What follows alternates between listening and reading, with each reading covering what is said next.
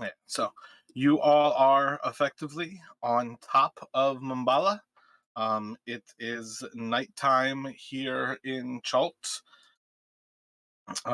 There's let's see, it's a waning moon right now. There's like a little bit of light, but on some level, darkness is kind of setting in here, where it's going to be. Yeah, I mean, you're kind of like midway through a full moon and no moon and a new moon rather. So you guys are approaching this large temple of stone, and in general, at this point, it's just kind of up to you all how you would like to explore things. And if you are going towards the temple, we can continue forward there.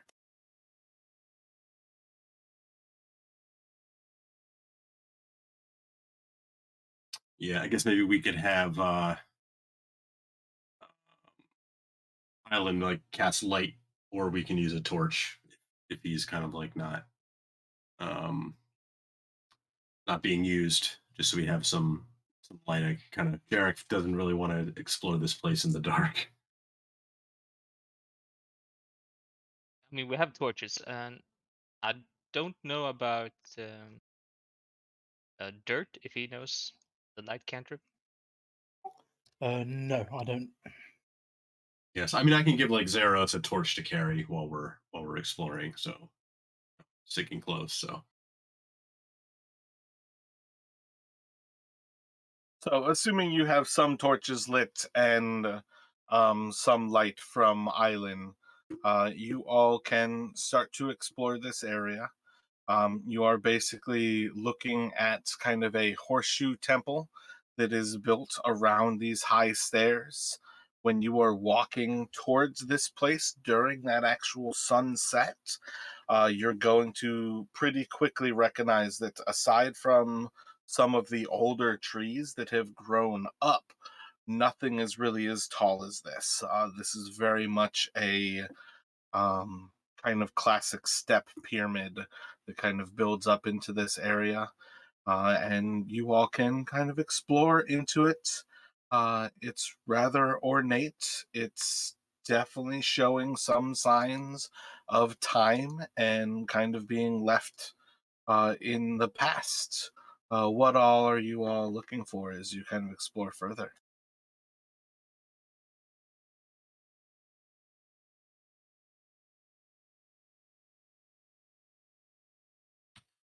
yes, as we're nearing it, Jarek would be curious if there seems to be any sort of entrance into the base, like along the maybe on the other sides of the stairs.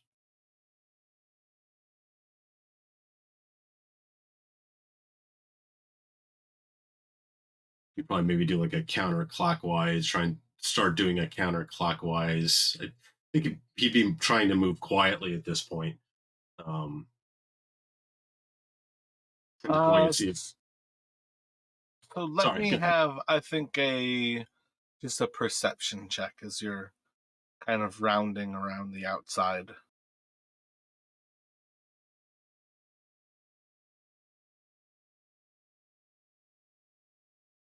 Looking about this structure, you're going to start to see that there seems to be like bas relief and kind of hieroglyphs, kind of depicting some semblance of what this place is. As you go around, you're not actually going to see any sort of entrance on this lowest of levels. But let me have a wisdom from you. Actually, let me have a group wisdom here.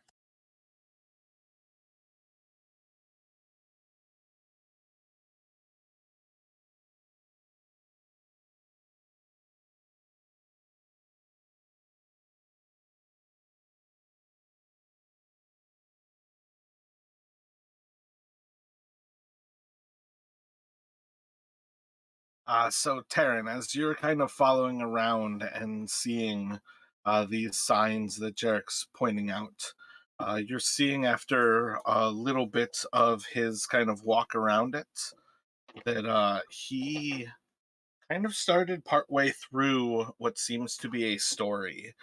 And as you kind of take a few moments to look a little bit closer, you're able to spot that there seems to be a time where this plateau was level with the area around it. And you see signs of humans interacting with other creatures that look very much other than human.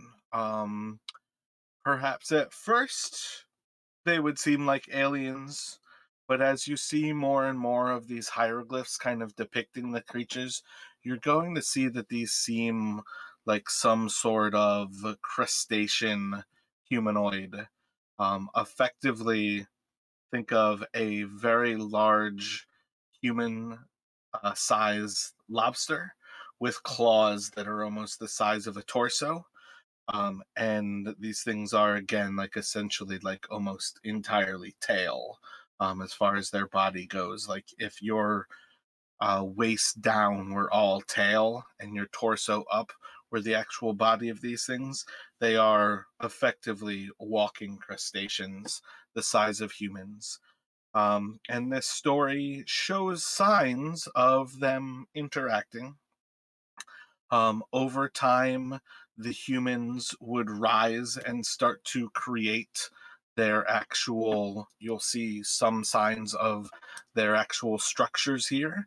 And as the story kind of continues around this area, you're going to see to where eventually the crustaceans are actually presenting presents to the humanoids, to the humans, and then eventually it kind of comes back to the central point where it's almost going backward on that story, where like the two are meeting, the humans are starting to construct their like structures, and then the crustaceans are presenting them gifts. But around the base of this structure, that's pretty much all you all find is these like bas reliefs and kind of hieroglyphic stories.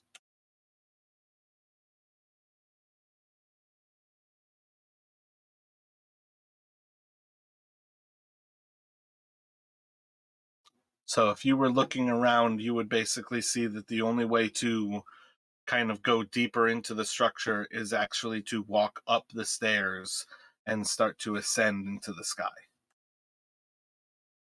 So Jarek would he'd look to the others and um, unless you want to explore some more of the places around here, I guess we start going up. Yeah, seems sensible. So let's split up. Might give us a better vantage point of the area in any event. Yeah, yeah, after you. Yeah, all right. Because what do you two make of the shrimp people depicted on the hieroglyphs? Let me get a history check from everybody.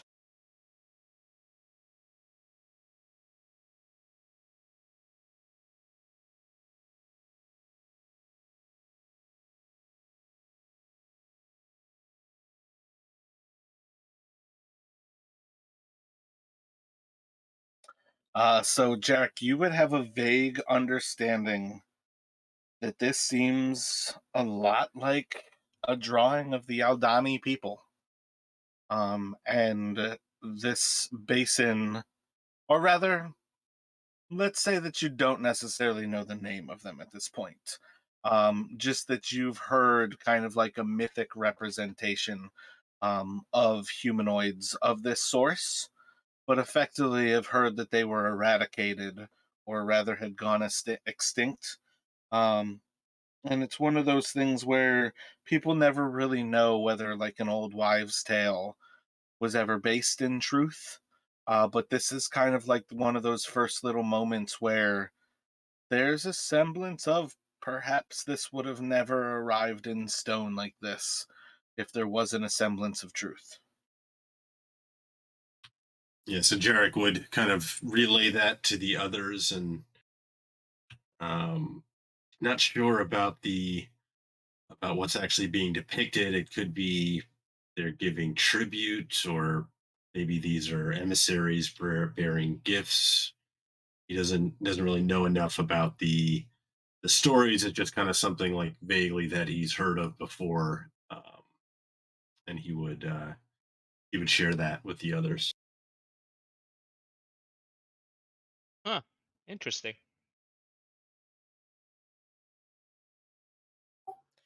Fascinating. So, as you all ascend up the stairs, let me get a perception check from everybody.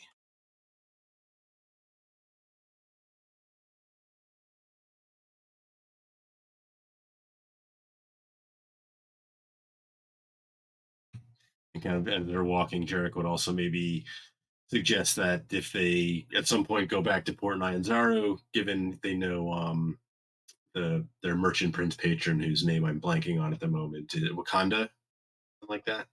Yep. I believe he's kind of like a bit of a history buff, so we could ask him if we ever get back, if um, maybe he'd be interested to know kind of what we found, and maybe he knows of some more information, just kind of as something to keep in mind for later. Taryn, so as you all start to walk up these stairs, and there's hundreds of stairs, you're going to be kind of, uh, it's leg day, and your legs are going to hurt after walking these stairs.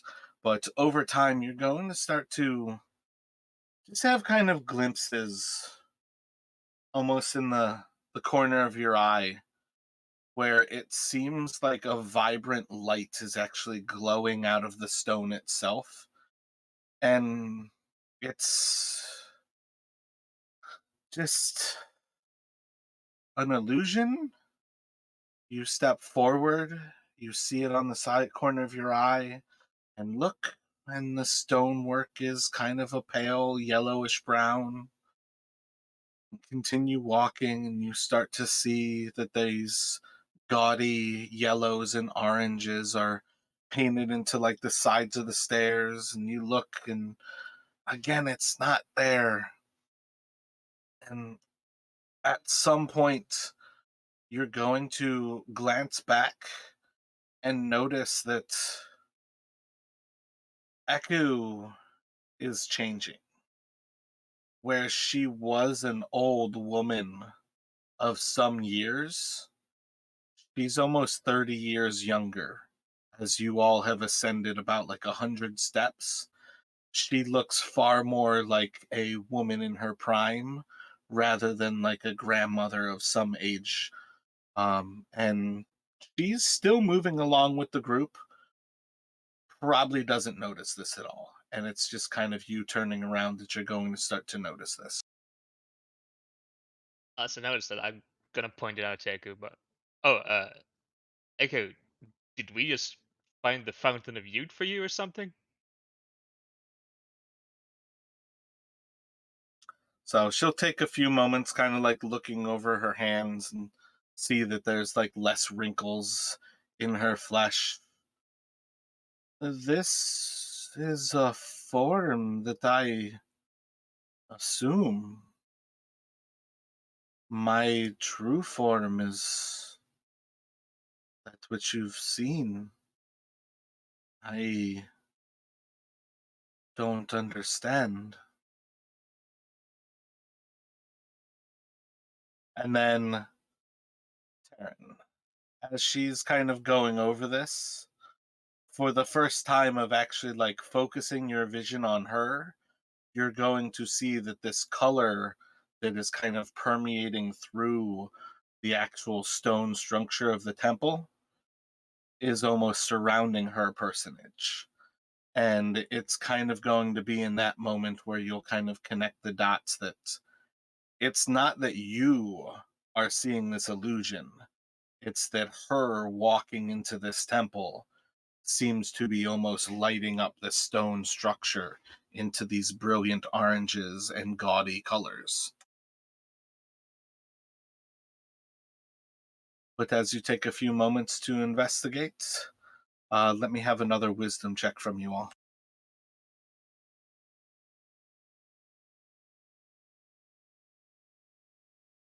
crushing those big rolls.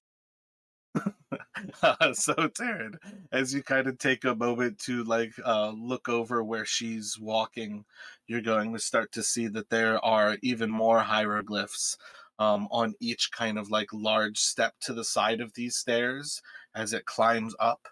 And you're going to see more and more pictures of effectively like three humans who were sat atop a throne, and like between the different kind of races that are coming up to them and paying tribute. You're going to see the kind of crustacean people. You're going to see people who seem to be almost like lizard folk, some winged people who seem to be reptilian, as well as like tiger folk. And over time, walking further and further up these stairs and paying more and more attention to these actual hieroglyphic stories, you're going to see is just slowly every 20 or so steps, every 5 or 10 pictures, you're just going to notice that another one of the races kind of just drops off and humans are added into the picture. And that race never really shows up again until eventually, as you all get closer and closer to the top of this structure, you just start to notice where the pictures are of three humans sitting on the throne and humans paying tribute to them. And you can basically see that this story is, on some level, the humans of this area conquering all of the other races, and eventually the other races paying tribute until they're wiped out.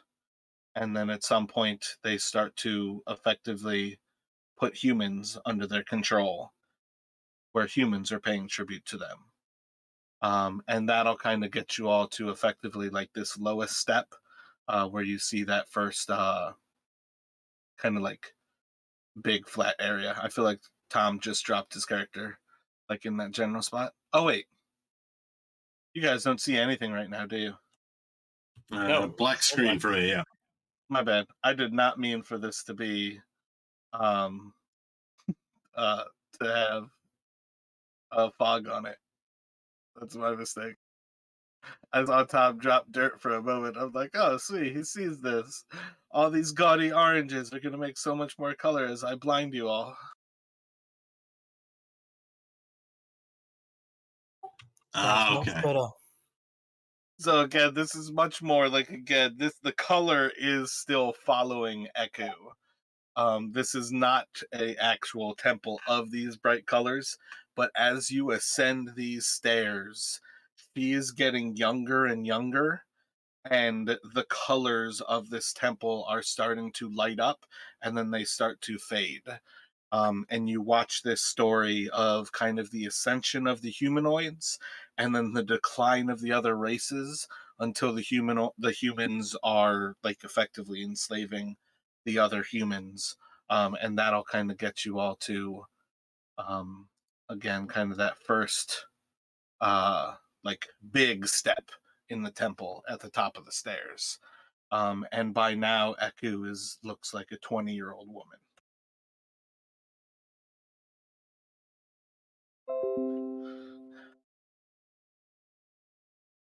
Something strange is going on.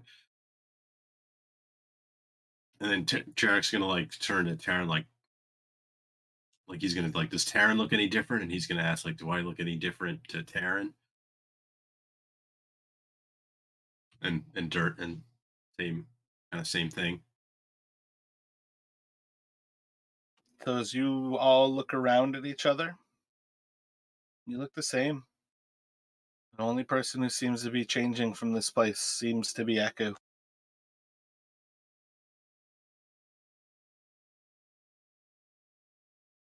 You all see another set of stairs. You can follow either to the east or to the west of you, and it seems to ascend further and further up.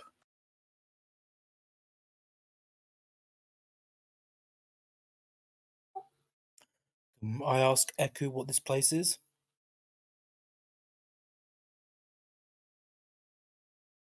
I have no recollection of this place.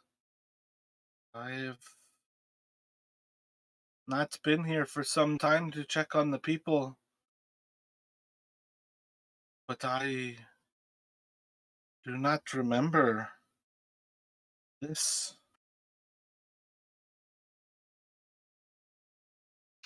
Do you mean these colors or this entire structure?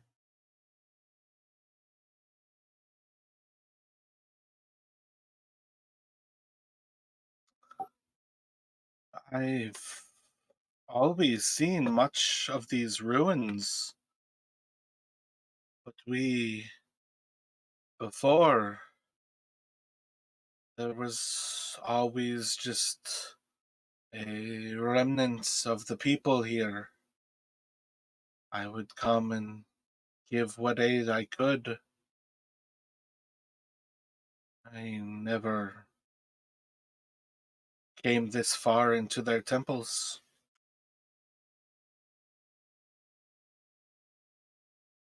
So I guess you don't recognize the story anyway, either. Was depicted.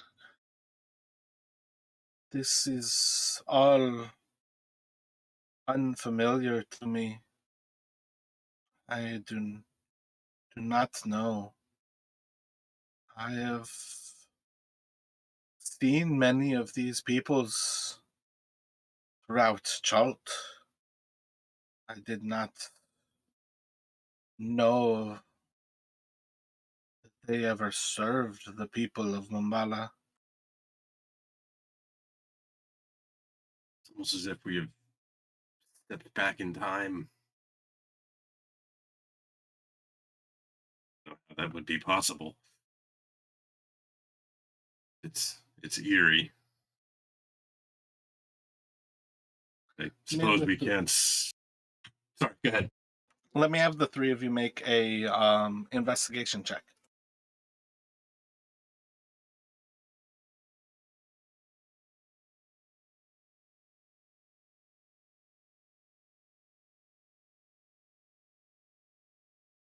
Dirt. As you're questioning Echo and looking back over some of these hieroglyphs of the three who sit on the throne above the others, a male, a female, and a young child. More and more, as Echo gets younger and younger, she's starting to look like the child.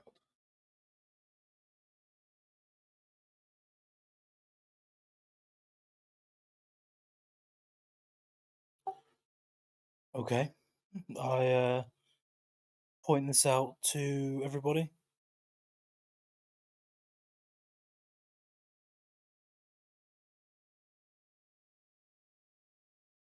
Strange.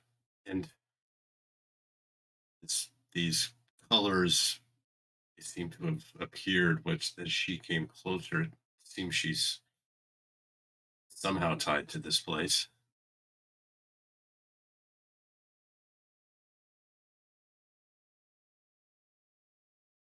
Well, one way to find out is moving forward, I guess.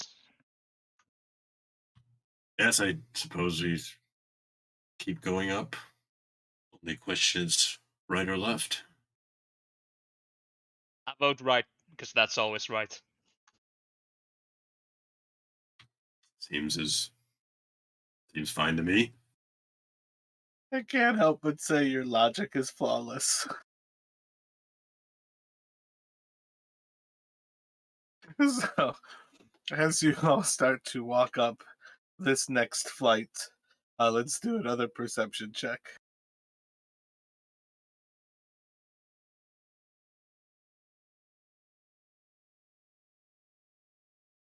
I'm distracted by all the pretty colors.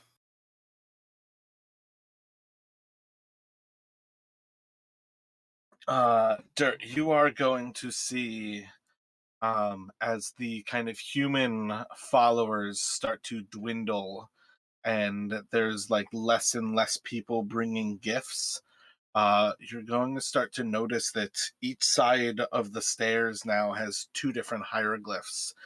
Those who are bringing gifts, and then you can see that on the opposite side of the stair, they're actually sacrificing people and they're decapitating them. And you can see as they roll their heads down the stairs and raise the heart high to the heavens, that over time, as the wealth and plenty starts to dwindle, these people begin to sacrifice more and more people. And by the top of the stairs, Eku is going to seem to be about a young teenager and a very much spitting image of the child who sits in the lowest of the thrones and overlooks all of these sacrifices.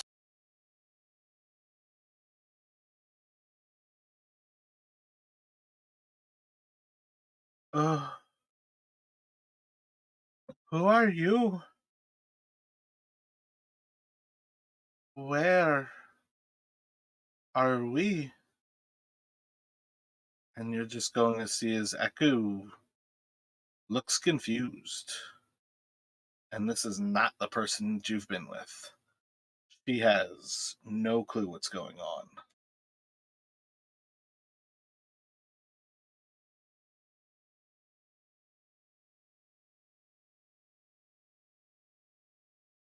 Seeing that she seems very out of it, Taryn's gonna go, well, my name's Taryn.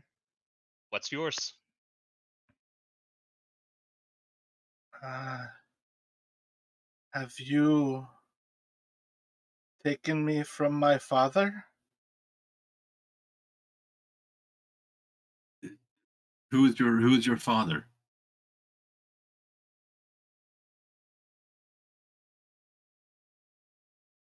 King Kindu. Do you not serve him?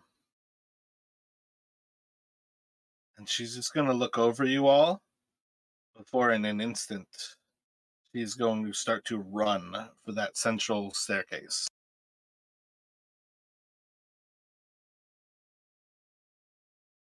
Anybody trying to stop her? I think Jarek would probably like Eku wait, and he would kind of reach out and try to maybe, yeah, I guess grab her arm. Roll. You can do either athletics or athletics strength check.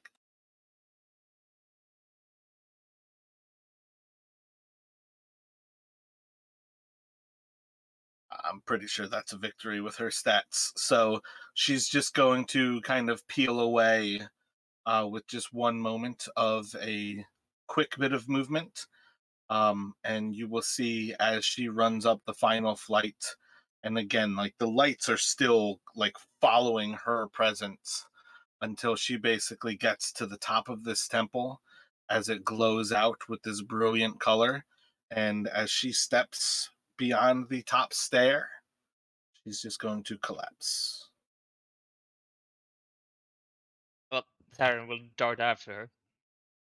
Quite concerned. Yep, Jarek's rushing. Same thought.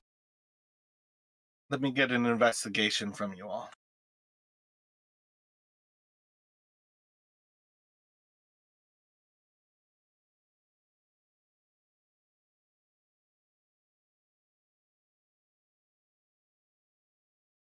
Dirt and Jarek, even rushing after her, as you are following up this situation and you already have a recognition of the magic that is happening in this place. You're going to see as you start to approach these stairs here, by the time you get to the top of the stairs and you're next to Eku, there are 3 thrones. One of them is empty. There's only the king and the queen.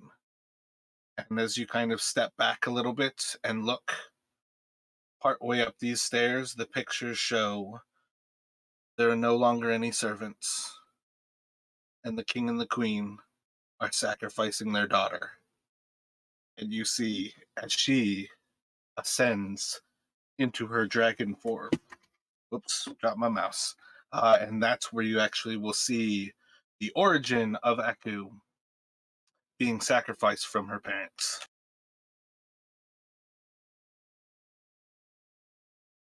Well, that took a gruesome turn.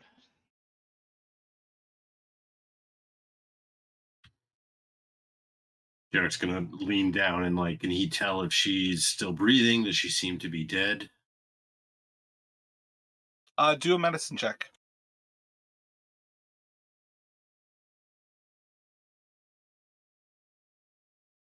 At present, she does not really show any signs of life, um, but it's also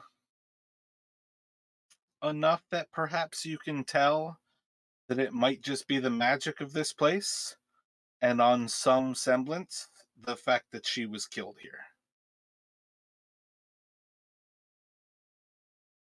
Yeah, so Jarek will kind of relay that little bit that he can to the others, and there's something with this magic. It's like I don't know, like some sort of time cycle or something almost. I don't. This is all beyond me.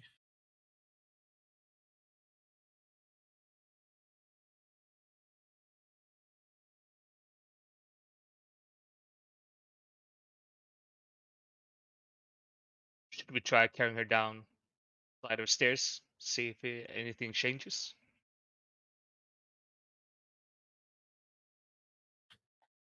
We can try, yes.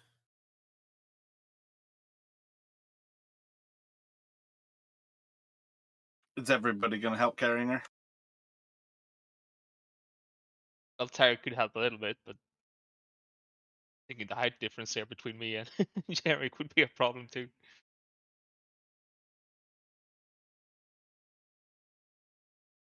Maybe if Dirt and Taryn can kind of get her legs, and Jarek can kind of try and pick her up, like a fireman carry, but and kind of try and start moving down the stairs with her.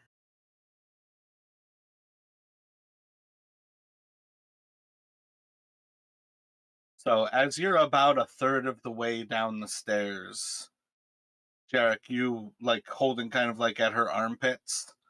Can't think of the particular artery itself, but you're going to feel just a faint heartbeat.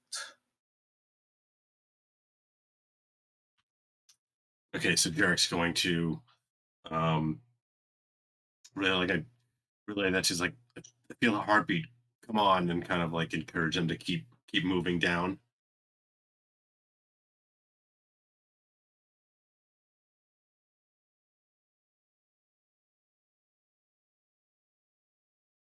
And it's as best he can, I guess, as he's carrying her too. Can he see any visible signs of wounds or anything that looks like a knife, a stab wound or anything like that? Physically, her body shows no signs of being attacked. No actual injuries. Okay, I mean, yeah, I guess that probably was partially that's what that medicine roll is probably for. So Yeah, I kind of took that as the twofer there, basically. You failed to actually recognize exactly what was happening. And then part of why I said you understand that perhaps this is just the magic of this place acting on her was the 13 on the opposite side of that, taking those two kind of in concert. Um, but effectively at this point, you all have basically seen as she ascended closer and closer to where she was sacrificed.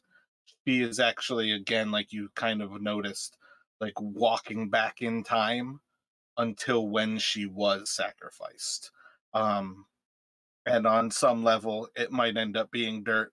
I could call for another role, but for what it's worth, you all recognize that she cannot approach the top of this temple because the magic of this place, her magic, is still attached to that sacrifice that killed her.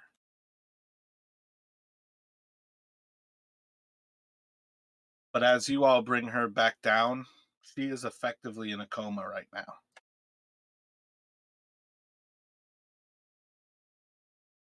So you all can, again, I don't necessarily have to hide this in another die roll. Part of what I was going for was just like the highest would be the person who figures these things out. But as you all are kind of going through this, um, there's a certain understanding that her mind couldn't wrap around this. Whether it was some sort of amnesia that was done on purpose, like purposefully using something like mind blank to hide information from herself or not.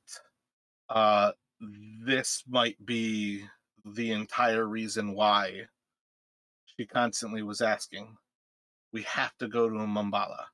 I need your help at some point there." You all are there. She is currently knocked out in a coma, and now it's kind of back to you all to more or less figure out what has gone wrong in this place. So Jarek's going to suggest they try and get her kind of as far as they can, like bring her down, keep bringing her down the stairs. Maybe hopefully she'll wake up if they get down far enough. You'll notice some level of her vitals get a little bit stronger with each flight, but eventually you're going to get to the bottom and she is still unconscious.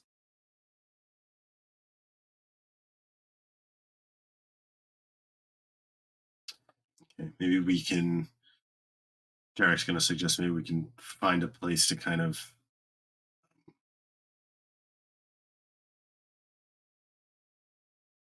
place her for now. Maybe when we were kind of up higher, did we see any like maybe there's a hut that seems to be in kind of still okay shape that we can kind of hide her in while we try to figure out what's going on?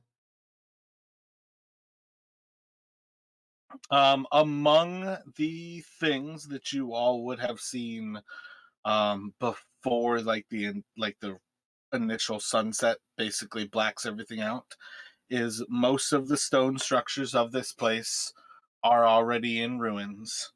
And among the places that you might find some semblance of shelter would be on the western side of this area. There seemed to be a hut.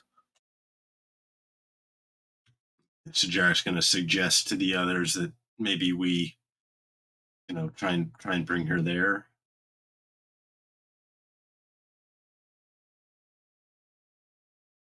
Like catching his breath at the bottom, because I imagine lugging a body up and down those stairs would be a bit of a challenge. Oh yeah, that would be a workout. But yeah, maybe getting her to that hut doesn't seem right to just leave her out in the open like this. We're gonna investigate this place.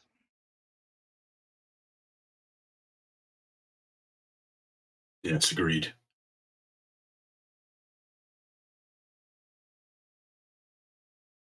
Maybe Jarek would see if just so he can have his hands free now that they're back down at the bottom, like maybe we could have some of our sidekicks essentially help carry her so that we can kind of keep ready as we're heading over to the hut in case something happens.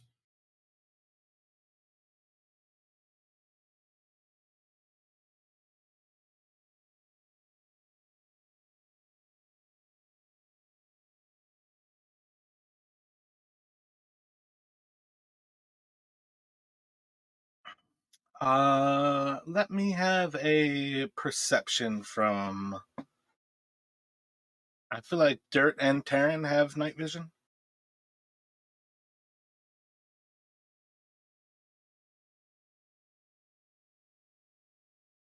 Uh, halflings don't have night vision. Oh, I was thinking you were a gnome. My bad.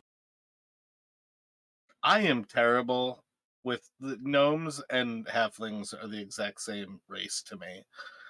And it's not okay, but I can't distinguish the two. It's just too fucking annoying to me.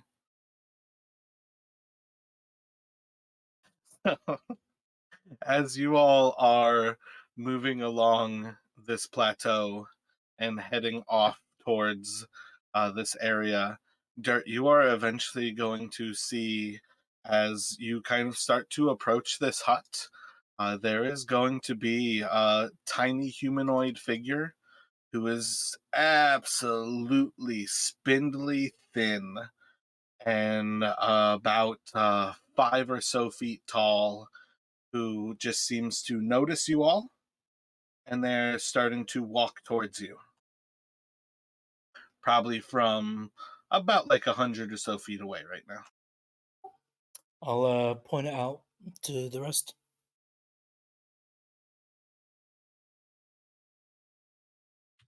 The Jack will kind of like squint and like, not that squinting in the darkness is going to do anything, but like he can't make it out. So he's like, "What?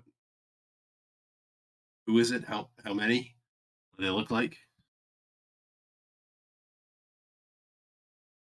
So, They look short, emaciated, and they're about, how far away did you say? 100 feet?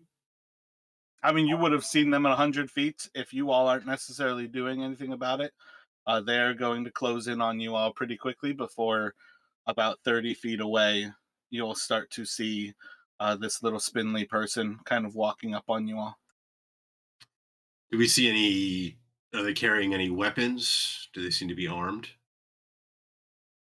By the time you see them, nope. They just seem to be a little old lady, um, next to nothing left to her body.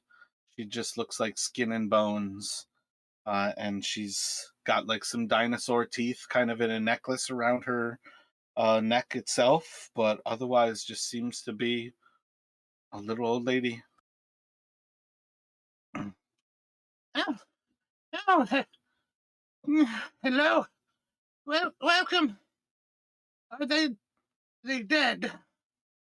Are they injured? Do you need a resurrection?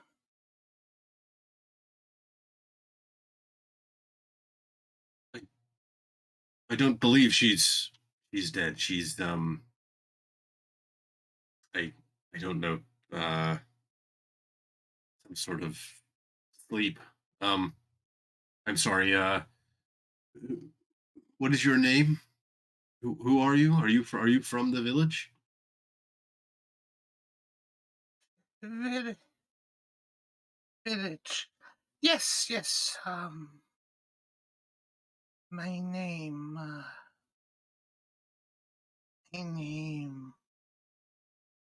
I. They. I was called. My name. They call. They called me Nanny. They called me Nanny. Nanny Boo Boo. Come, come. I can help her. Sleep is good. Sleep is good. Easier than death to cure.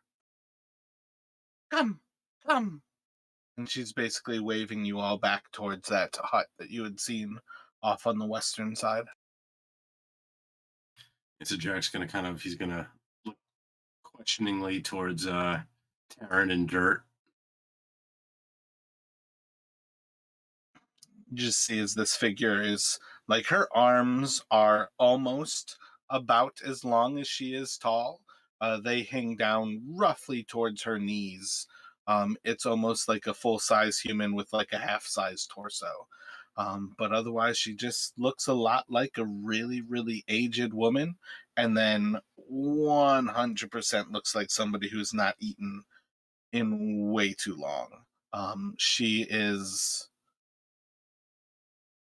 like, I mean, this is World War II concentration camp starving here. You can see like through her body. Come, come, Nanny will take care of you. I And guess follow that old lady. she's just walking, and then she'll turn a little bit, and her arm movements are a little bit slower than like how she walks, but as she kind of walks, she turns with like her whole torso. And then she kind of like waves you forward with her arms before she kind of turns back. but you can kind of gain like an initial sense of like that eerie way, like she can't quite move her spine. Maybe arthritis is set in, that a lot of her flexibility is kind of gone, but she's not like turning at the hips. She's like turning with her whole body to kind of look back at you and then to wave you like, catch up, come in. Nanny will take care of you.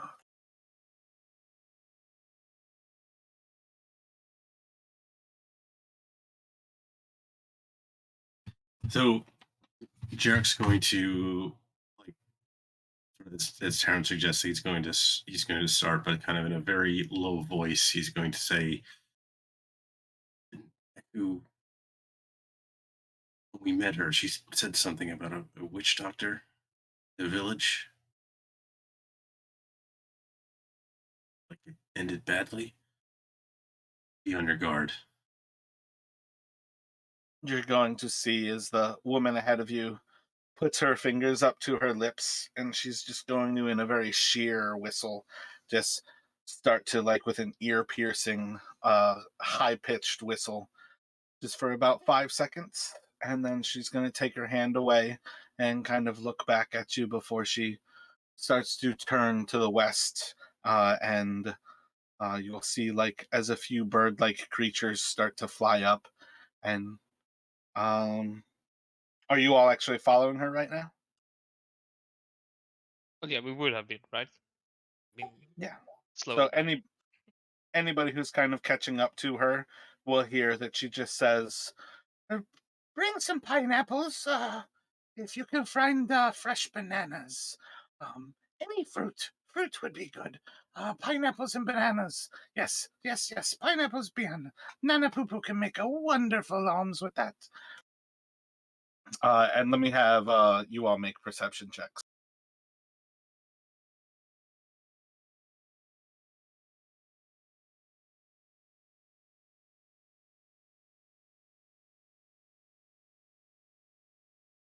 Taryn and Dirt, as you kind of like walk up closer and closer to her, you're going to see that this creature that like flies up to her is like a monkey with bat like wings. And they're just going to kind of fly up. One of them kind of lands close to her, and then a few others kind of land in the trees. And then once she kind of speaks with it, they're to once she speaks to them, they're just going to fly back off into the woods and return out of sight.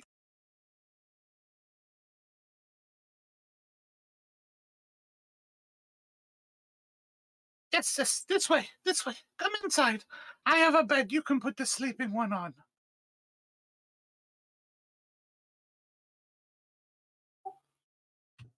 How long have you been here, Nanny?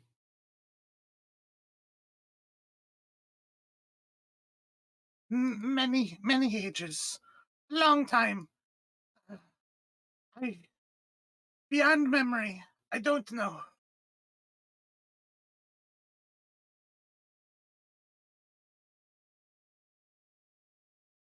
You wouldn't happen to know anything about what happened here? I mean, the entrance to this plateau was The, pretty the, much covered in skulls. the Terrafolk, they are horrendous peoples. They come regularly, harass me. The monkeys are kind. They will feed me. I am not tasty enough, perhaps, to be taken.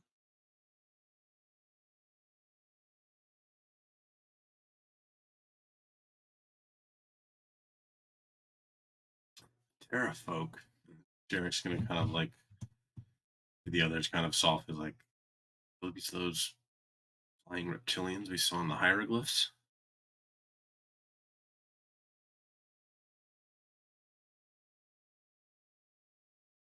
I mean, honestly, I have no clue. I'm doubtful that she's who she says she is. Why do you doubt me? What is wrong? Nanny Poo Poo can help you. What do Call you it want in return? gnome's intuition. I can do the rite of resurrection if you can kill the Terra folk for me. But if she is just sleeping, I would take gold. You have gems. Can you pay Nanny Poo Poo?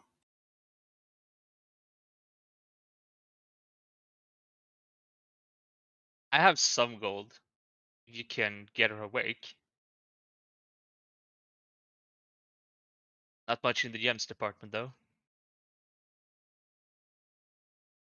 Gems can be ground up to heal people. I can do much with gems, but gold is good. And precious is good. Many precious things are the best.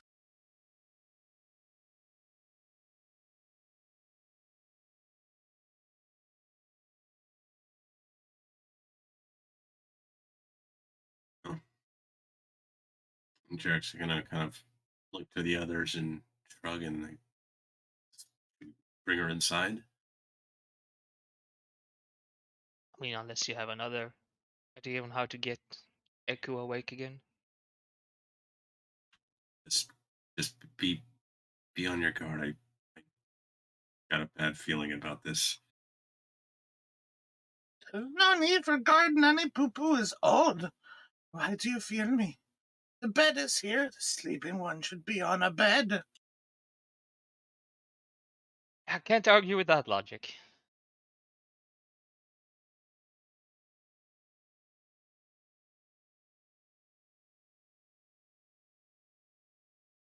And is there like an actual door or a door, or is it just like kind of like an open doorway? Like what does the kind of the hut outside look like in terms of, is it still in pretty good shape or is it kind of dilapidated? Do a perception check, but at disadvantage. No, you guys have light. You can do a perception check. Looking over it, you're relatively sure this is the type of thing where this used to be a new hut about 50, 70 years ago. It's in pretty rough shape now. But as far as things go, you can see signs of like a fresh garden here. And that's doing perfectly well. But the hut itself, it's all but ready to fall over in ruins.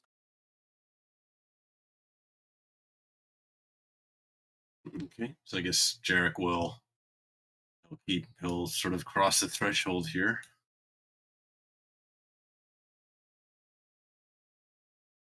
Yes, take her to the bed and we can care for her there. To the bed. Lay her down softly.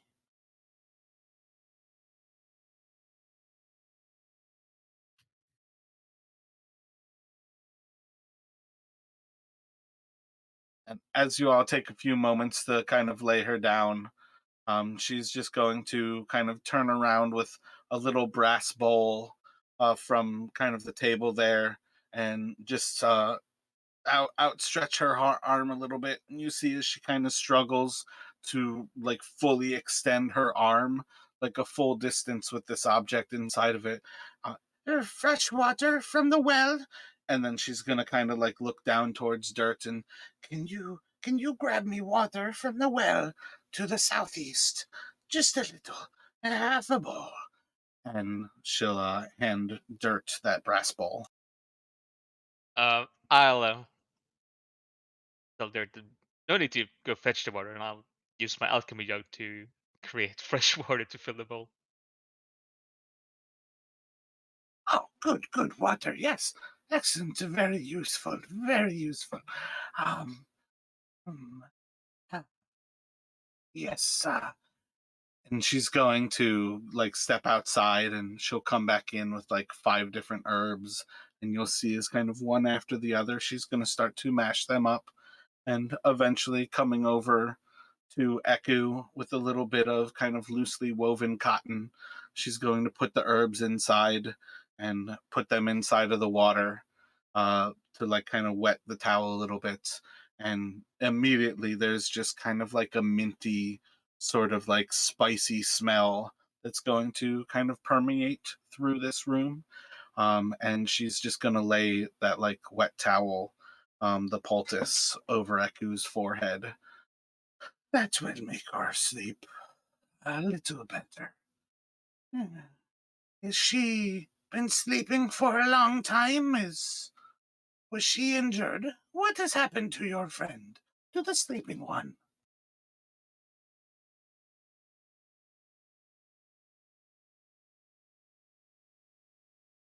Well, that's the problem. We're not Oh, exactly one sure. moment. Sorry.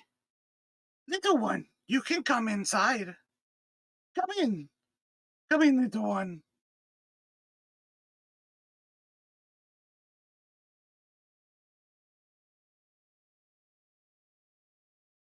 Dirt, I know it's not your cave, but it's cozy enough in here. You can make yourself at home. You can find yourself whatever you might want. Nanny Poo Poo owns nothing. You can have whatever you need. You would like to sit? I have a stool. Would like to lay? You can. The carpet is the bed. Your friend is sleeping. But I'm gonna make sure that I have eyes on the exit in case I need to misty step. but go on. Tell me, how is your sleeping friend sleep? What has happened to her? Yeah, as I was saying, we're not exactly sure what's keeping her asleep. We I'll glance toward Jarek. Uh, That's an interesting thing round your neck, Nanny Boo Boo. What is that? A skull?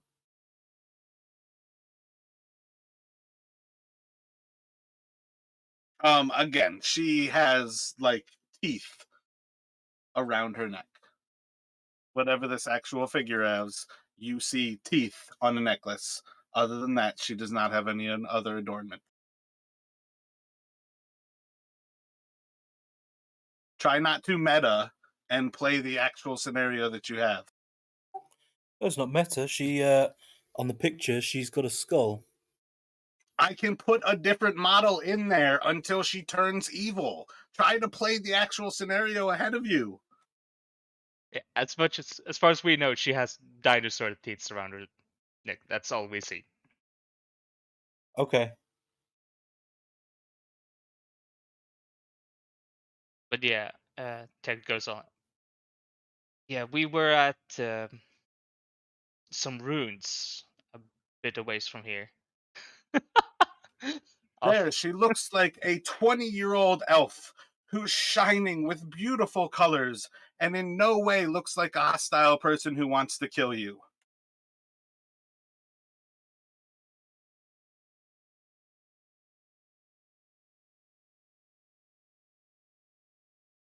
This game is about the challenges. Don't just look at the counter that I use, or I will stop using people's actual counters because, yes, the actual person that she might one day turn into has a fucking skull on her throat. But just fucking let it be a starving little old lady who, at most, has teeth of dinosaurs around her neck in a necklace.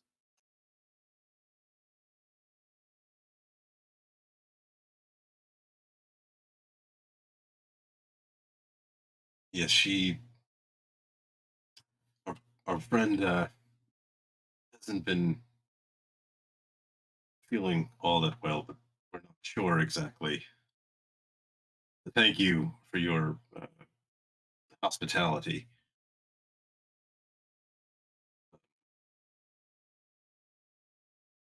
Hospitality.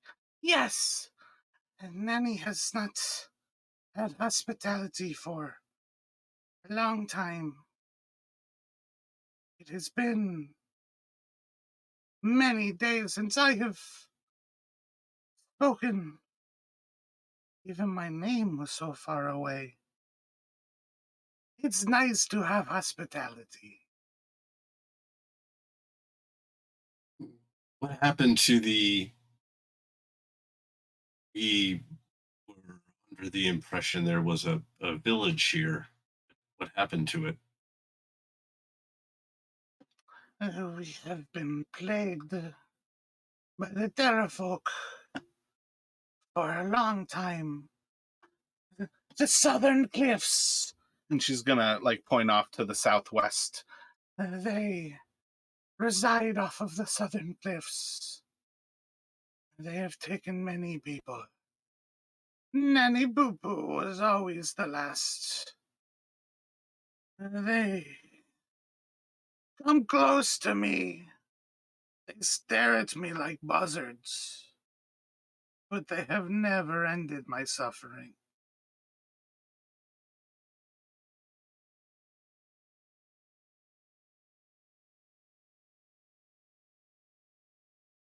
Who can fight the Terrafolk? You look strong. You look healthy. You would fight the Terrafolk for Nanny Boo Boo, and Nanny Boo Boo can help your friend. What exactly are the Terrafolk? Think of that one. Oh, they are. They are peoples with wings, and green and tall. And she's just gonna kind of like crane her head, looking at Jarek. Their wings as wide as you are tall. Green, long heads, big heads. Yes, you have seen them, flying in the sky like birds.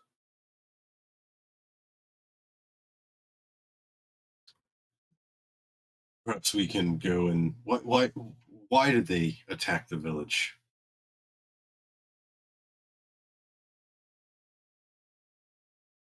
But is a long story. The kingdom, the lands, well before the undead came. This place has suffered much. For many generations, there has been no love between the Terrafolk and the humans. There has been only war.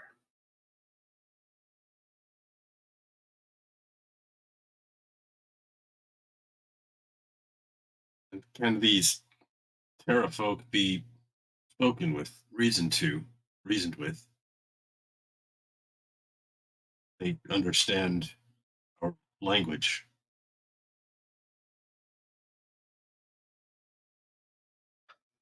Like looking down at your, assuming you have like your sword sheathed right now, looking down at your the sheath of your sword. They speak that language. They know it well.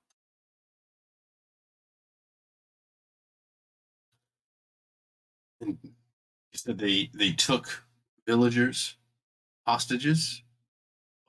Why would they take them? It was no, no, not hostages. They are food to them.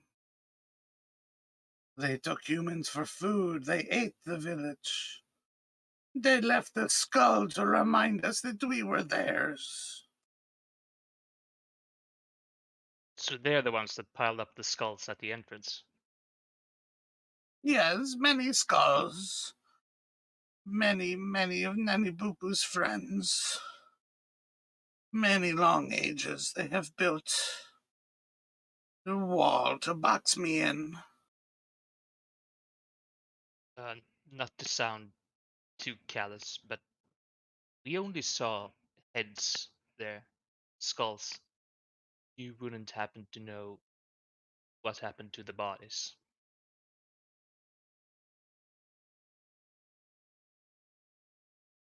They reside on the cliff.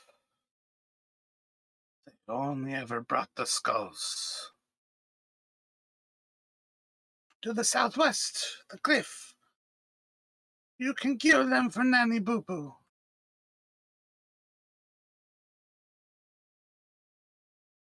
suppose we can investigate, see what is going on.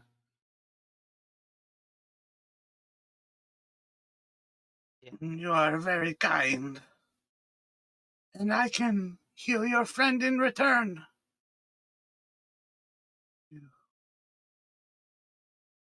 You remove the Terrafolk and save your friend.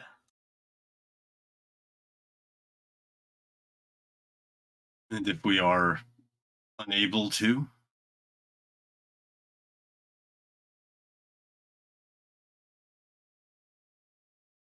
I cannot take back helping your friend. I have nothing that you need. I helped your friend already. She will wake up healthy. Please help Nanny Poo Poo. Jarek's going to look towards the others and then kind of look back towards her, and I will do what I can. You have no dead. I can bring the dead back to life, but only saving your dead. I have nothing else. You lose friends, I can save them for you. We have lost a few during our travels in the area, but none that we brought with us. This is very difficult. If you bring them to me, I can bring them to you. Very difficult. Very old magic.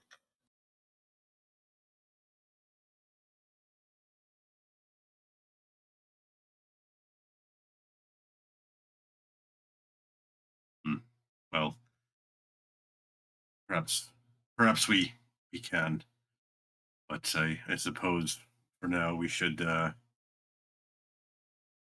see what we can do about these Terra folk.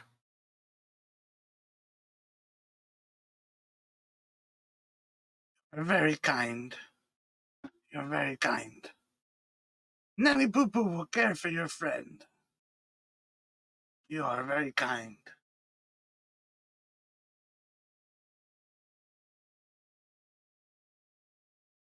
So do we want to hand out immediately, or are we waiting for dawn?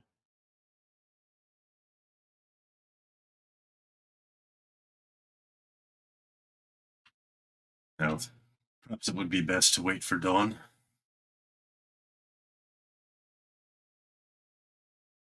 Might we stay here for the night and keep watch over our friend? Yes, you can stay. Nanny Poo Poo will keep watch. Your friend is healthy. She will wake up tomorrow. We sleep. Sleep is good. So again, Thank can't you. argue with that.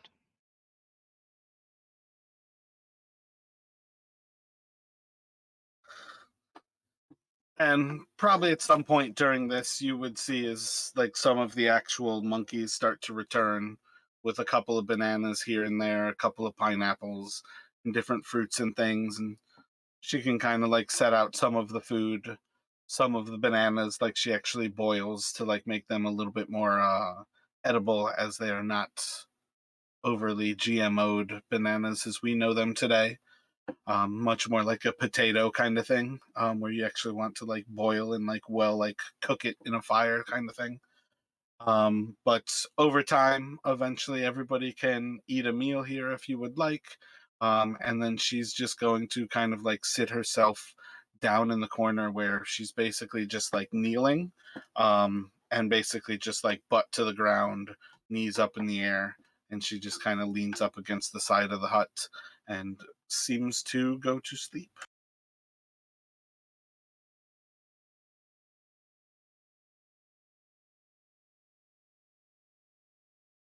I will take that cue and just lean up to this side of the wall over here and settle in for the night.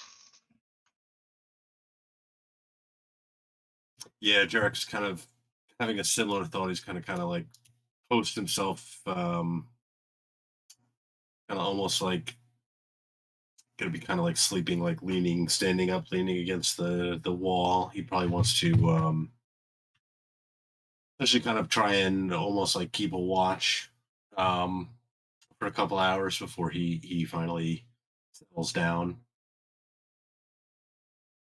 Yeah, there's no particular reason why you all can't sleep with a normal watch here. Okay, yeah. I mean, you guys slept with a watch when you were inside of Camp Vengeance. There's no reason that you would sleep here comfortably. And she did mention Terrafolk. Don't know, they might be attacking.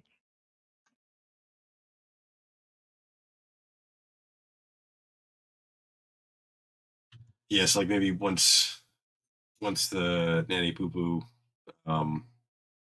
seems like she's kind of like settling in, Jarek will kind of move over towards the others and just quietly suggest kind of we set a watch order, and Jarek will offer to take the first one. Just still, I know he just gets an odd feeling about everything, but so he's a little bit on edge. But I mean, so far she seems like she's willing to help, and maybe he's misremembering what Echo had told him, or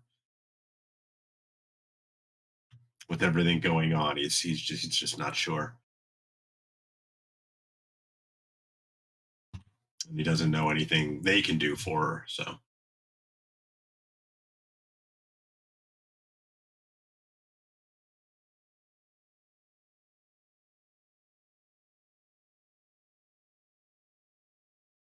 I know this place could be playing tricks on us. It's certainly been airy enough with undead guarding the way up, and then skulls barricading the entrance.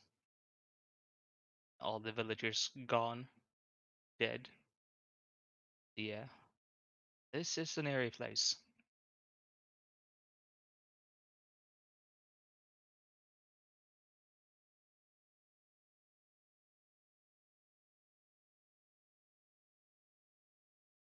So I guess I can take second watch then if Yarek's taking first.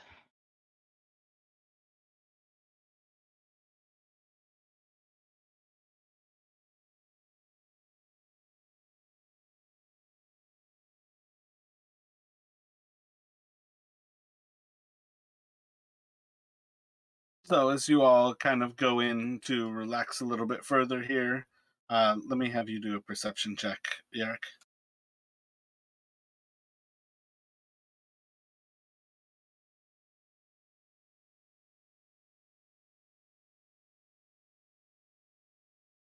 While you sit on watch, you just see kind of like no real signs that Nani Pupu is like moving at all, but you just have that constant sensation that while you're sitting here on watch, she's just staring forward and is perfectly conscious, but not moving the least bit. But other than that, watch goes by pretty seamlessly. The hour kind of melts by. Do another perception check. okay, yeah, that's the second one. The 15 is for the second Okay, I got hour. you. Yeah, I didn't see it go down. But yeah, so as you kind of sit by on like the second one, you just notice here and there where um not entirely sure, but you feel like there were moments where she just very quickly reaches up onto the table, grabbing like an herb or a spice. But every time your eye kind of catches it, and you focus a little bit more, she's still just sitting in that same motionless, expressionless stare. And it's really difficult to try to figure out what, if anything, that she was actually doing.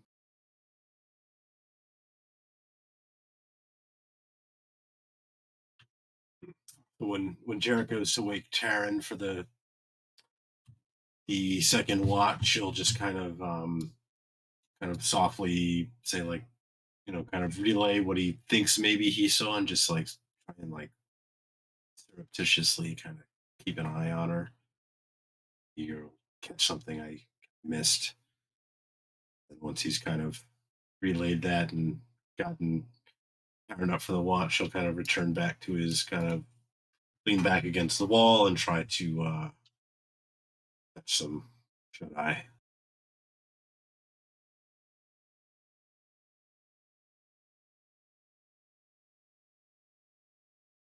So, Taryn, if you would like, please make a perception check.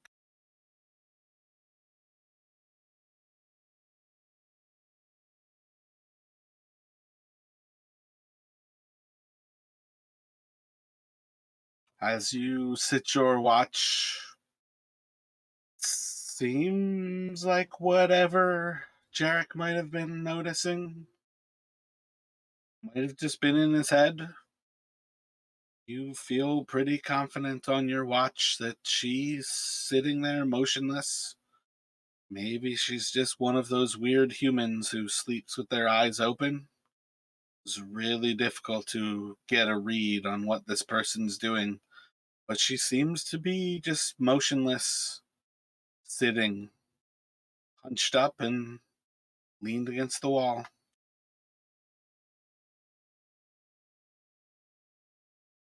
And Dirk, can we get a perception from you, please? And then one more.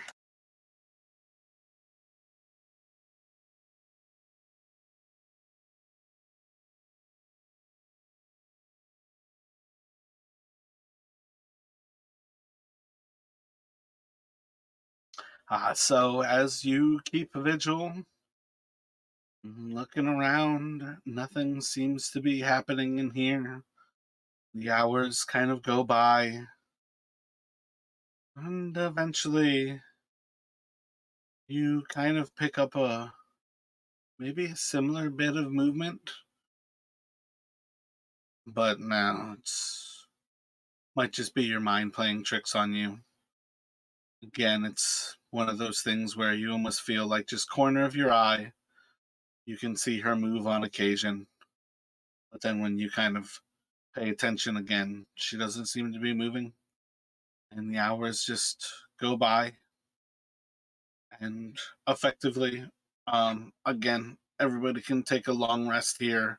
I don't think there's any actual purpose to it, but you all can wake up that next morning, and Nanny Poo Poo is still kind of sitting in that same little spot.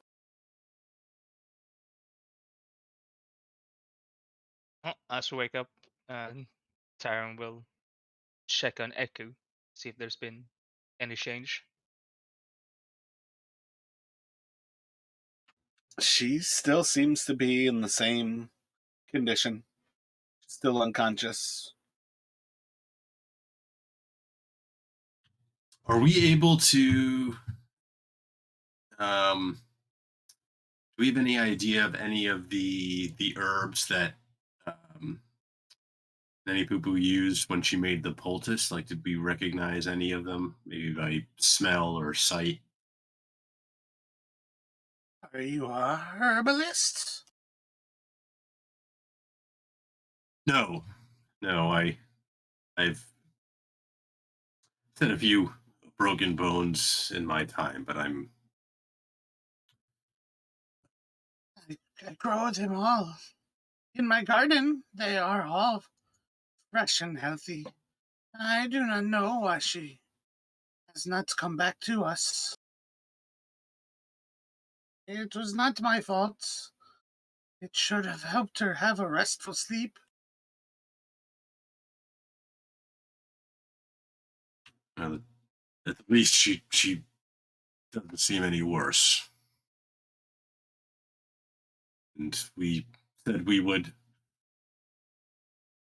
investigate these Terra folk, and I intend to keep my word.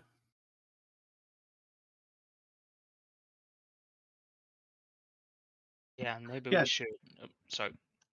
Dirt has proficiency with herbalism. He would recognize the different spices that she used. effectively being like coriander, mint, basil, like all very basic herbs, little bit of honey, but in general, nothing that is extraordinary this way or that. It's all just very basic herbs. Well, we might need something stronger than herbs to get her to wake up, I guess. The ruins were acting weird, so I don't think it's any normal sleep she's actually in. The ruins were what? What sort of weirdness were the ruins doing?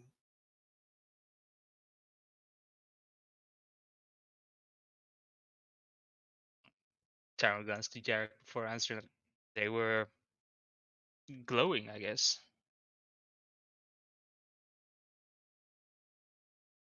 Lighting up. We were walking up the steps.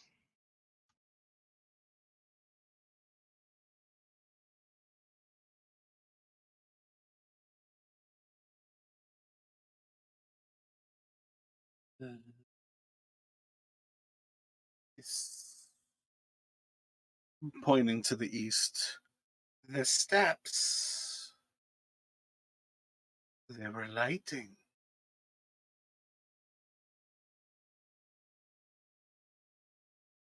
Yeah. Do you know anything about those steps? Have you any familiarity with the name Akindu? He was an ancient king in these parts long ago, beyond many generations, beyond the fall of this kingdom. And she's like staring down at Eku right now. Your friend.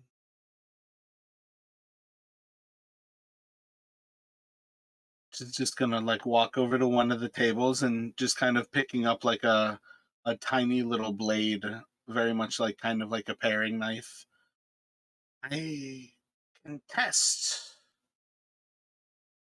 And she's just gonna look over you all as she picks up the knife. Your friend. I can test her blood.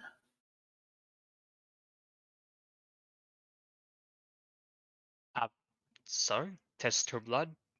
For for what?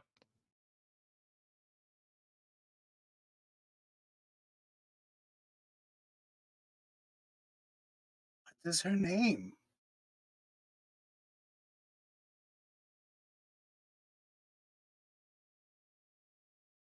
She's Eku, the guy. I'm sorry, but you seem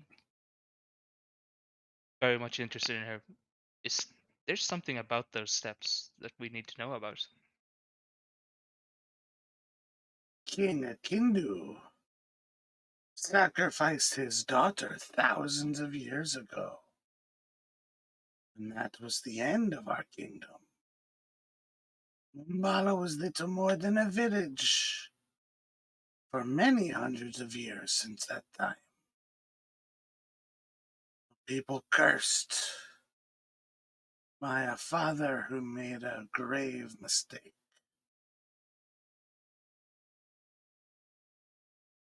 And she sleeps since you took her to the sacrifice. She seems to get.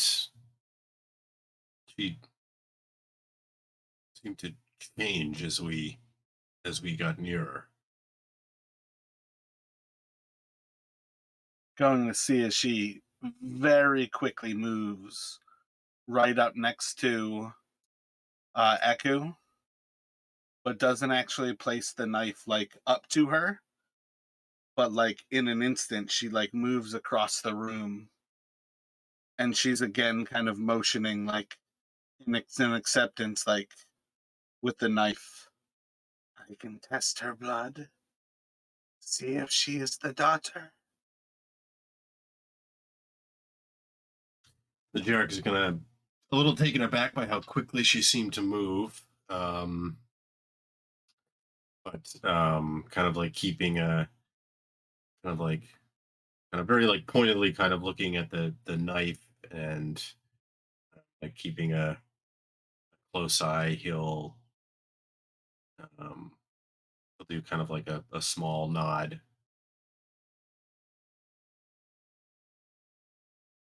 I'm just curious. If she is the daughter, if we test her and she seems to be the daughter, what would happen then?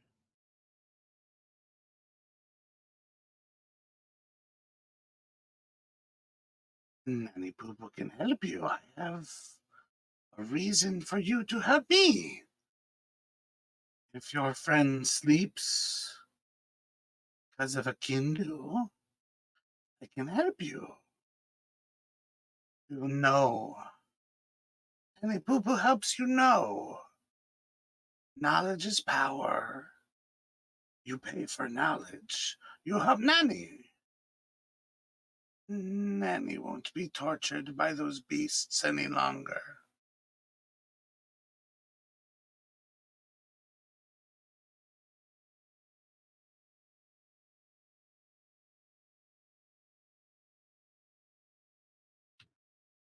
Suppose we should know for sure.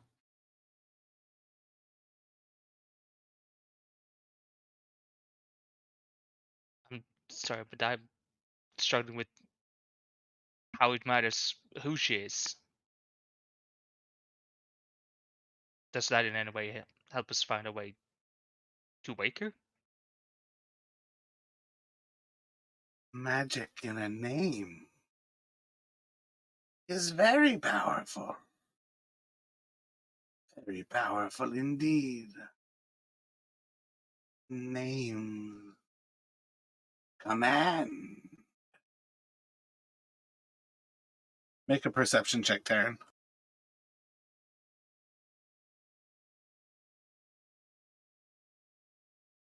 You feel like you saw a flicker in her eye, but it was there and gone. Just a little too quick to really know what's going on here.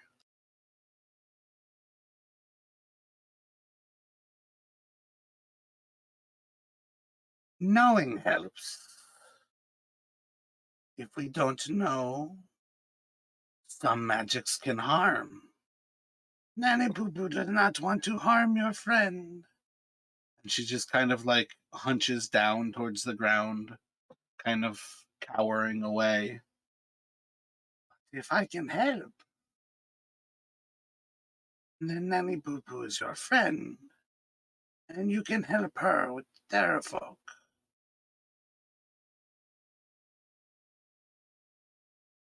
Well, I guess we did say we were gonna help with the Terrafolk anyway, so. And there's light outside now.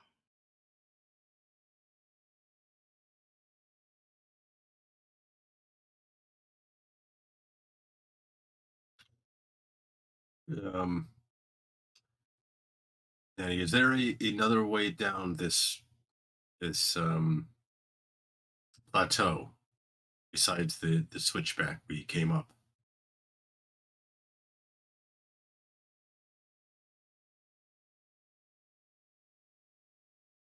Safely there are not. There are many ways down.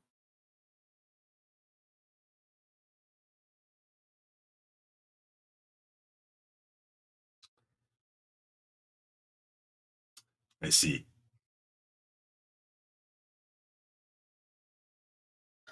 Long times ago, the Aldani brought the waters up to the plateau. Mbala was joined with the Aldani people. And then as we separated, we were lost to them, and they were lost to us. And now we stand high and it keeps much of the undead at bay.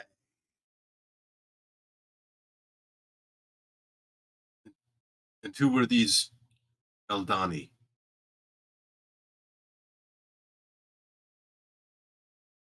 Feel as if I've heard that name before. Giant armored peoples. They hide in the swamp. They fear humans. They think humans would destroy them if they knew they exist.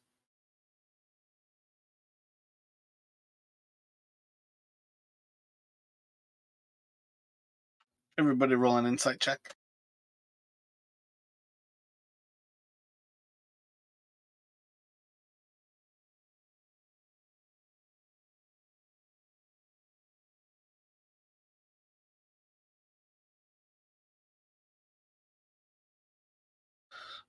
We stand high above what remains of their kingdom.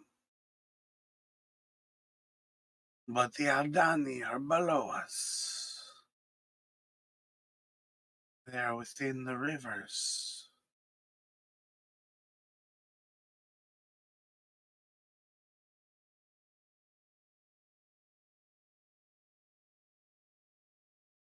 And do they have any dealings with the Terra folk?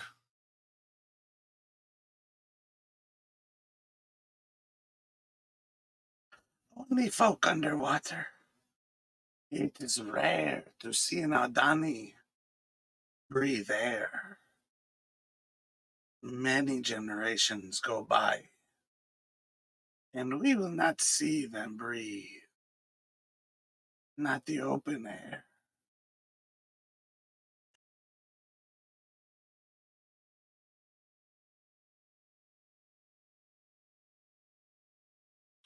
So Jarek's gonna kind of turn towards Taryn and Dirt.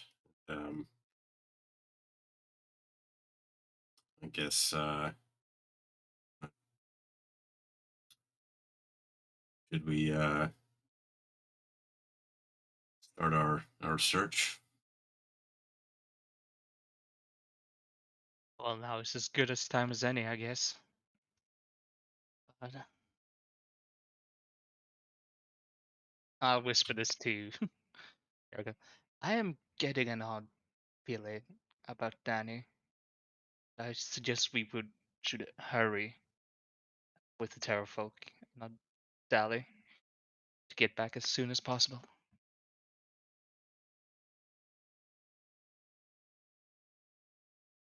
Jarek will nod at that, and then kind of he'll look towards Dirt, like, what do you think, Dirt? Pardon? Uh, what do you think? Should we try and find these Terra folk?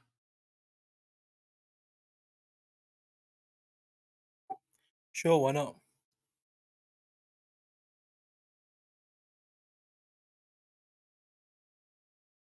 So Jarek will turn towards Nanny Poo Poo and say, like, I think we're about ready to hold up our end. See if we can find these Terra folk.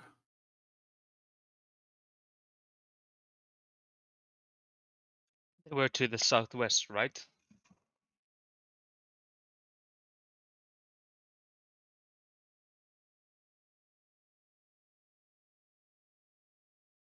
Of course, I've deleted the full map.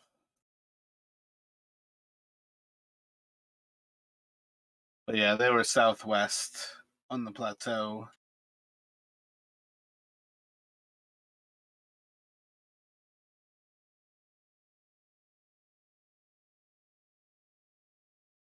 Oh, okay. So they're on the Terra folk are on the plateau as well, not down below. Yeah. Give me a second. I am reloading the actual map into the system. I'll be able to show you in a second. It's not really a big deal regardless, but basically she'll like walk you all kind of back outside, and you'll see as she points off into the southwest. And I gotta let go.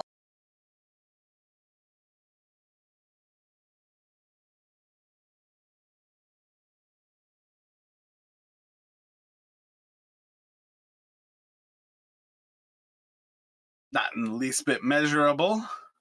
But she'll basically kind of like point off, and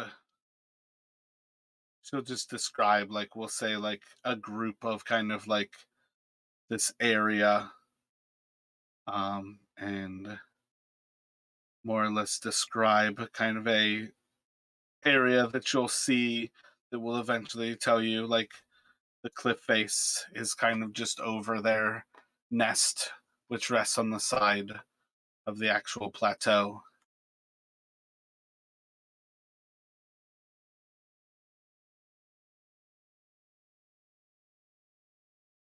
Okay. You can journey and find them and have Nanny Poo Poo. And then we will help your friend. We can test her blood when you return. Yes? Yes, perhaps it's best to wait to do anything until we return. Just let her rest for now.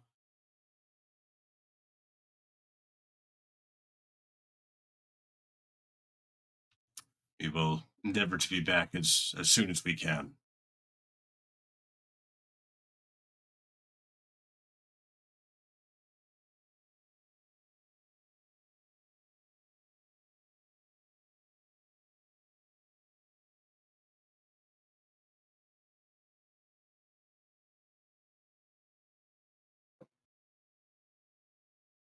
Good, good. You can travel through the day. And we will see you before the night.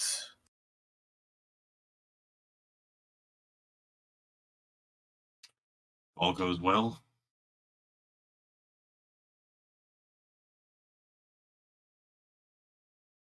You, you can kill Terrafolk, yes?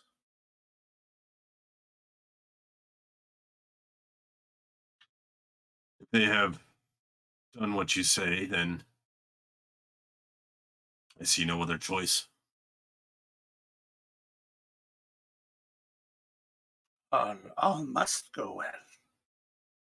You must return. Nanny Poo Poo needs your help. I am not safe without you. If you go, they will come for me.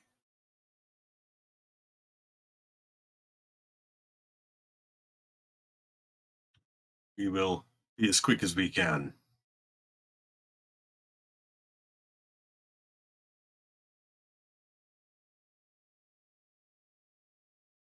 See a little bit of like hesitancy in her as she's starting to wonder if you guys can actually do this.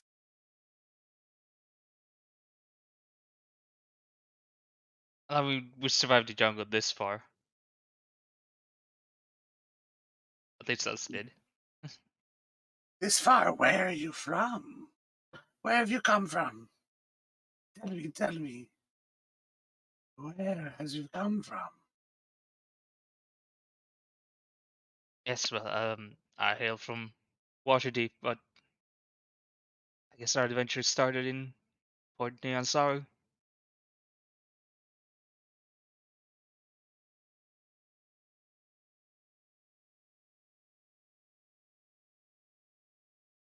You have traveled far through the jungle.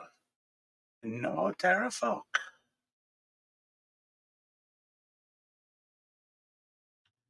If we found any, we did not know what to call them. But we have dealt with some flying creatures that may be what you speak of.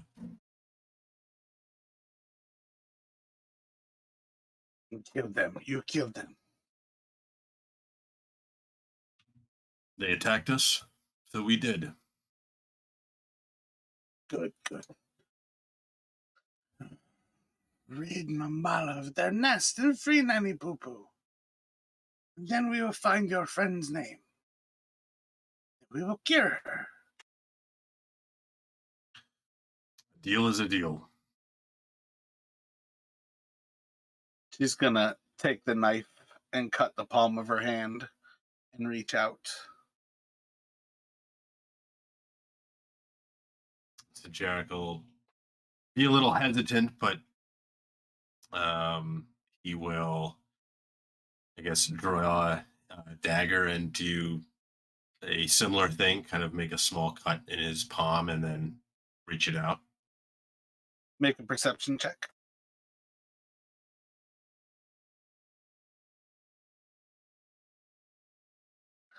As you shake her hand, you're going to see as her eyes just burn with a green flame. Yes, deal is a deal.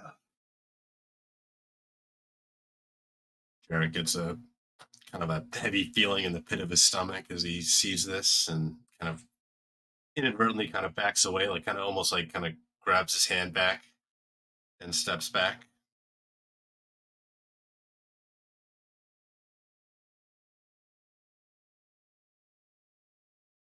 Thinking of that scene in Liar Liar where like Jim Carrey shakes the guy's hands and then he like all of a sudden just like rips it back, like, but not that uh dramatic, but kind of like almost like he kind of belated too late, realized kind of maybe he shouldn't have done what he just did. She doesn't act surprised in the least bit.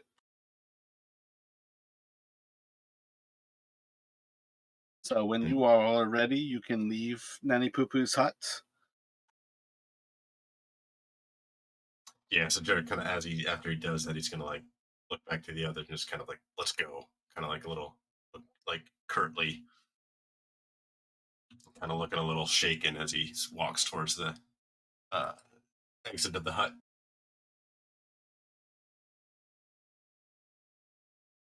Darren will follow quietly, shooting a glance back at the Echo.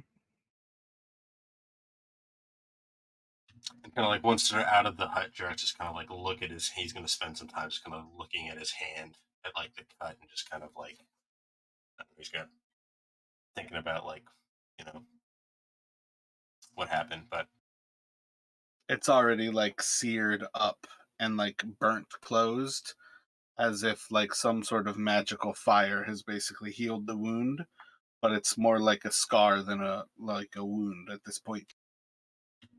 okay, yeah. You okay there, Yarrick? It's like almost like Jarek kind of doesn't hear him at first. He's kind of like staring at his hand, and then he's gonna like kind of like shake it and put it down, and then kind of look up and be like, "What? Yeah, fine. Uh, just go and be back as soon as we can."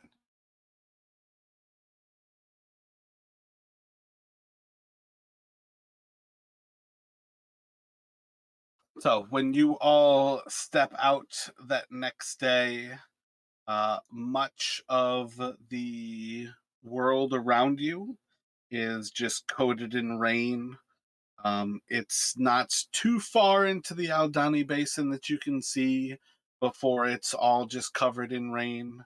You can't really see too much in any real given direction before just like the sheets of rain are just basically blinding everything that you can see. Let me get a perception check from everybody at disadvantage, please.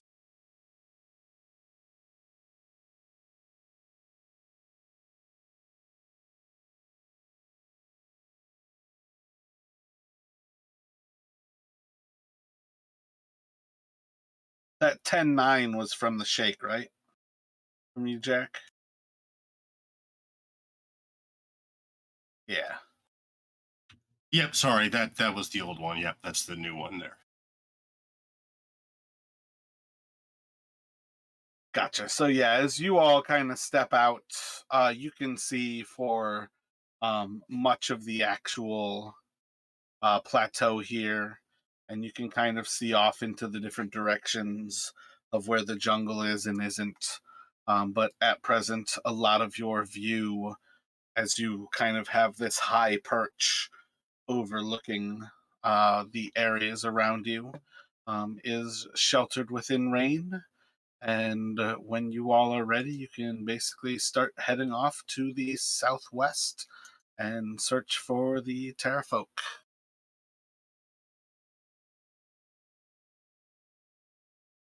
Let's get a survival from. I feel like it's going to be Jarek.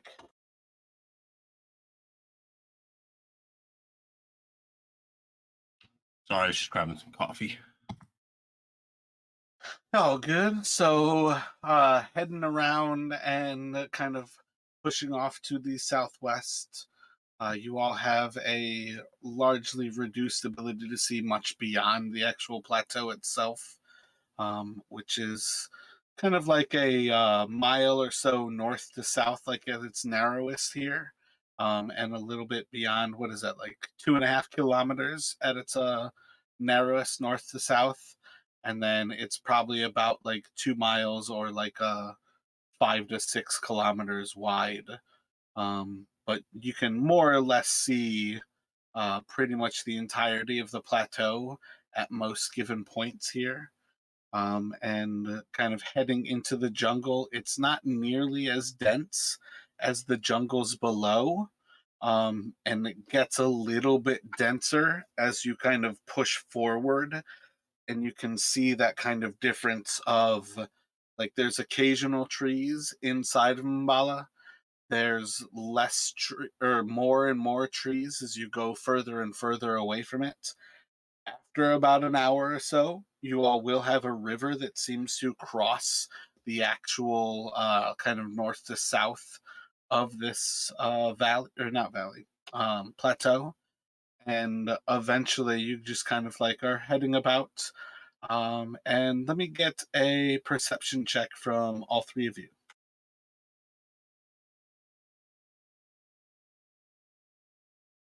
Oh yeah, there's no hiding this in the least bit. There's actually really so Jarek, at some point you're going to notice that Valdis's flute is being like lifted out of Terran's pocket.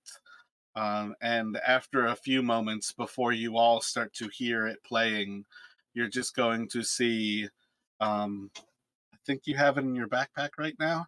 Yeah, kind of like on the back flap of Terran's backpack, you're just going to see as the flute is kind of like floating in midair. And eventually, like almost like with the kind of like reed end, like the mouth end kind of pointing towards the back of Terran's neck. Eventually you're just going to hear very hoarse kind of whistling coming out of it, as if a very tiny small lung is being used to blow through this flute.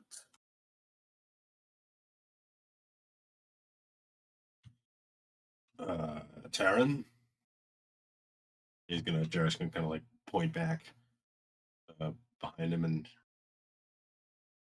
um, lovely playing. Hello.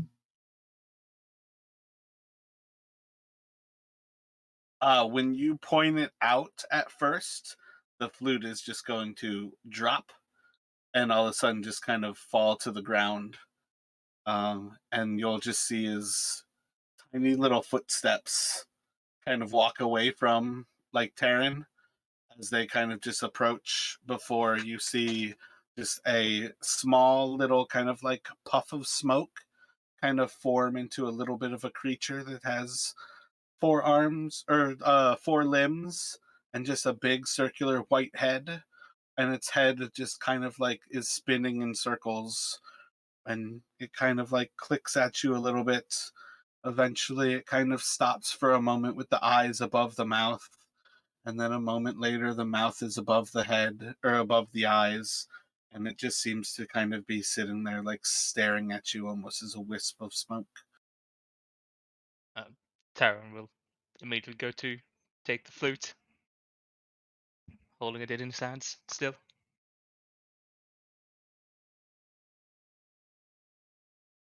Do you have a name? I'm Jarek. Has no idea what to make of this thing. Let's get a history check from all three of you.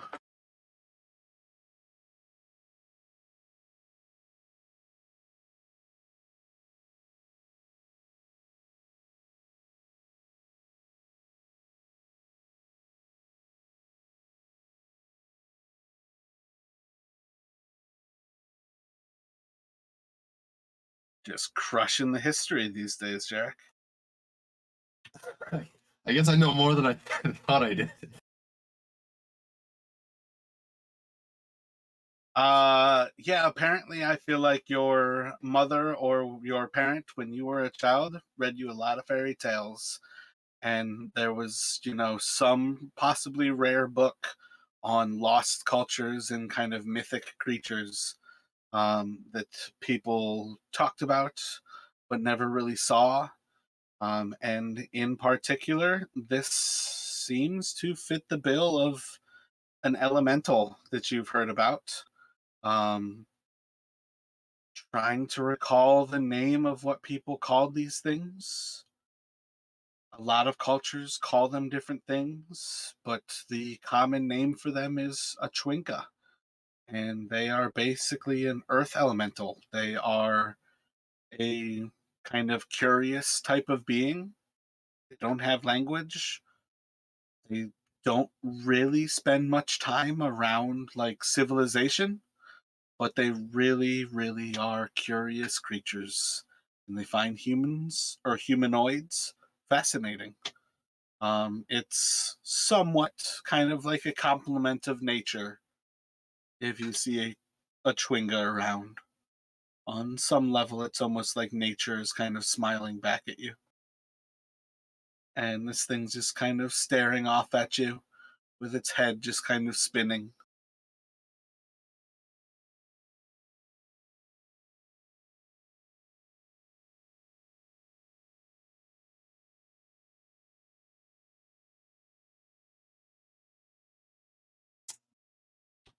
So Jarek kind of, as he kind of this kind of old story that he heard pops into his head, and kind of he thinks he recalls what this might be. Kind of never imagining that he would actually meet one, or probably not even believing that they were real. Kind of just a story that he heard. He'll kind of quietly he'll like relate that to the others, like I think these might be called shwingas. He's going to kind of like uh nod to Taryn, and like kind of point towards the flute, and kind of like tilt his head back towards the Schwinga. He's also going to, as he's doing that, maybe kind of reach into his pack and take out a couple of the his dice, and just kind of like hold them out, and then kind of like roll them on the ground near the creature.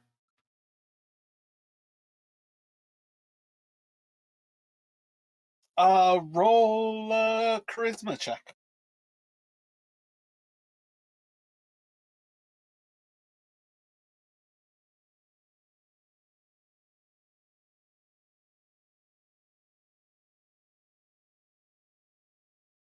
As you kind of like slowly are moving and eventually like reach for these dice and you scatter them across the ground, you see as the creatures like stops moving for a moment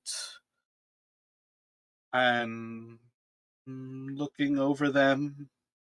It's probably about like 4 times the size of a die. These things are very, very tiny creatures. And it's just going to kind of like run up to one of them. And then with like both of its arms, it's just going to kind of push it forward. And then it'll like roll over 3 times.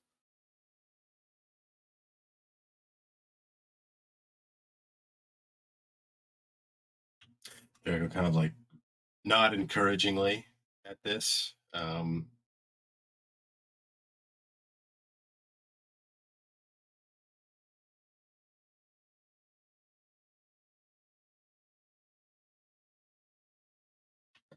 Taryn, what are y'all doing right now? Taryn is still kind of clutching the Baldur's flute, but seeing it roll the dice, he's actually gonna pull out his set of weighted dice and roll them out too.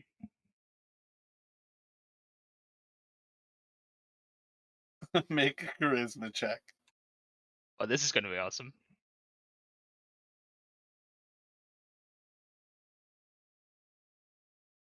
I'm gonna see as it goes forward and it goes to like push one of your dice, and it's gonna look up at you and start to like rotate its head around.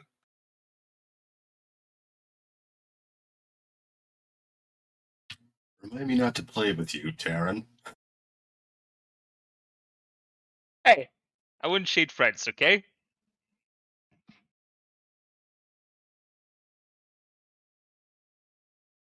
Jarek, roll a d6.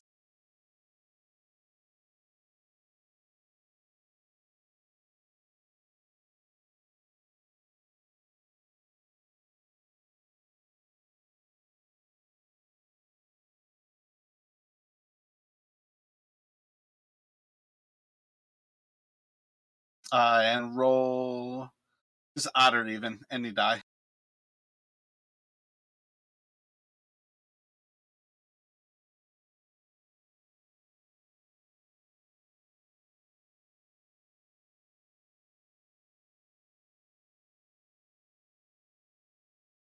After it kind of like goes to push Terran's die, you're gonna see as the creature just kind of like is going to run up to you, and as it starts to get close to you, you're just going to see as it kind of like disappears into a wisp, and then it will kind of like reform on your shoulder.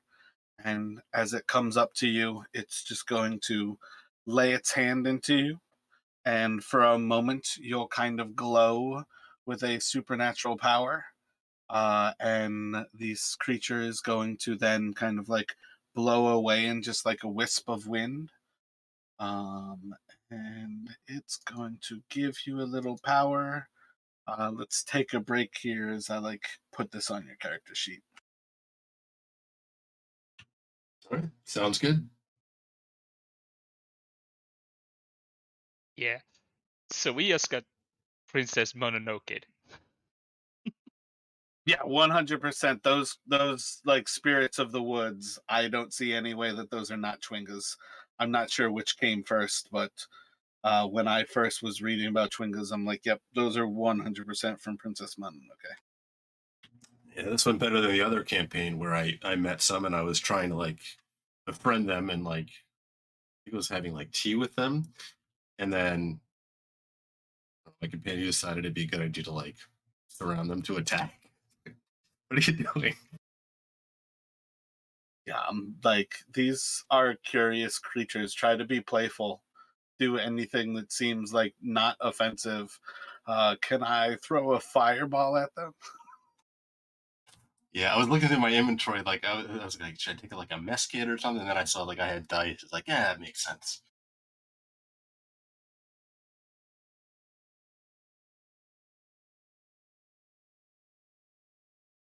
Anyway, I'll be back in a few minutes.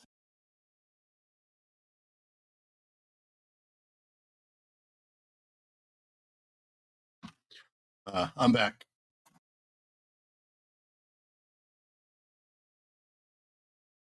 Yeah. Hello. We lose Tom. Yeah. Apparently. Wonder what happened. I I get the sense he's not paying any attention. Like I know it's with the time difference, it's late for him, but it's late for you too. And it's always like, you always have to repeat yourself if you ask him a question. I mean, like he rolls, but he's not like engaged in anything. I feel like I lost him the moment I told him not to look at that character like that. But that also parts. I think that also that comes from like he just wasn't really paying attention because you described what she looked like, and then he's just like he's not. He pops in and out of like paying attention to the game. Wait, did he leave the Discord group entirely too? I mean, it looks like he's left roll 20. Nah, I think Chris might be right. I think he left the Discord. Oh yeah, he's not even showing up on Sages and Slayers anymore. Yep, you're right. Nah, I don't know. Can you go invisible? I feel like if you go invisible, you would still show up as offline. Yeah, usually you show up as offline at least then. I don't know if there's like a hidden mode or yeah, I don't know. Yeah, I mean, it was harsh, but at the same time, that's one of those things where that's very annoying meta level because I was not trying to hide it from you guys that that was an evil person. It's just the point that, like, the token, I don't know, zooming in on the token to figure out you guys like just encountered a ruined village surrounded by skulls and there's a single person who is alive. Like everything about it is not meant to feel right. Yeah, and I feel I'm pretty sure Echo did tell us about her when we first met her back in Fort Zaru. I had it in my notes at least. So Yeah, I feel like she had like some semblance of that warning.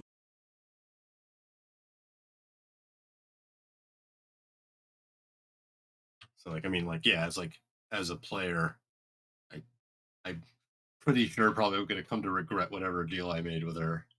But I'm thinking like Jarek is essentially like he doesn't want to lose anybody else, and like if there's even a chance she can actually help Echo, he's like, I don't see another choice. She's a very interesting character in the game though. Like right now she's like nobody insight checked her ever, but she's been pretty straightforward with you guys. Like she's the only character in this game who can resurrect anybody. And it's a very interesting person for you to meet because I don't know if you guys really picked up on the real meaning of that, but if she can do it, that's a pretty powerful thing.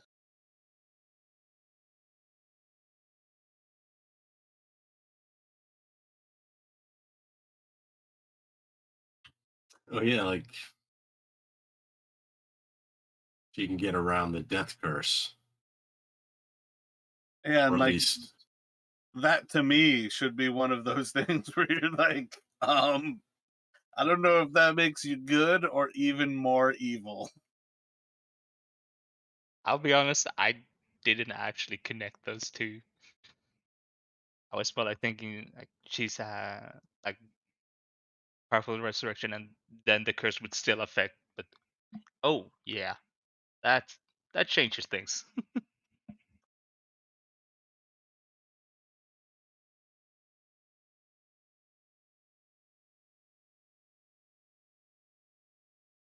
So if you reload Jarek right now, you should see that charm show up as a feat. I am still trying to figure out how to actually get it set so it recognizes that you only have 3 uses of it. But I don't think that's necessarily a big deal. okay, yep. So I see the charm of the traveler's haven. Um, okay, and I'll just put it in my notes 3 uses. Like I see it says third, but I'm assuming that means level. Yeah, the actual spell is like a 5th level character using a 3rd level spell.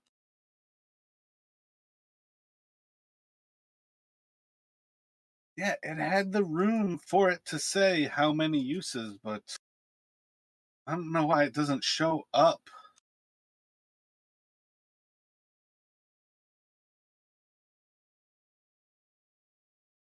Yeah, and then I tried by like customizing or putting in a note like 3 uses, and it still doesn't show up on the manage feats thing. So, but I've got it in my just my the notes tab.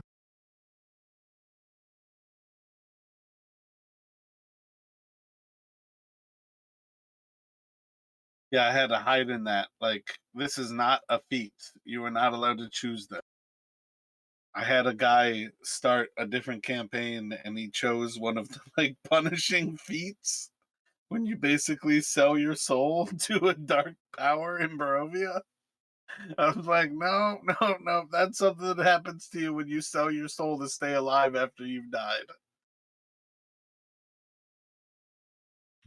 Yeah, I guess I don't know. I haven't done too much like home brewing stuff on D&D Beyond, but I guess it's like once you add it to your homebrew, you can't like go more granular and like restrict it to showing up on certain things. Because I know when I was like picking my spells on um, for the other campaign, I saw some that I didn't look like they were like the normal player's handbook and Xanathar's Yeah, spells and stuff. I've got like an evil villain spell on there that's like the opposite of like the one that stabilizes people. It automatically makes them lose all their death saving throws. I And I saw that see one. people take it, and I'm like, you guys fight enemies who don't have death saving throws. That's for killing players. Why are you taking the spell? Yeah, I don't. It's almost like you have to put like in parentheses, like homebrew. Don't pick this unless you're, told. Yeah, it's one of those reminders that like D&D Beyond like knows a lot of the rules, but it does not know the rules. It doesn't know what game we're playing. But yeah, I'll just be back 1 minute and then we can kind of jump back in. Oh yeah, no rush, no rush.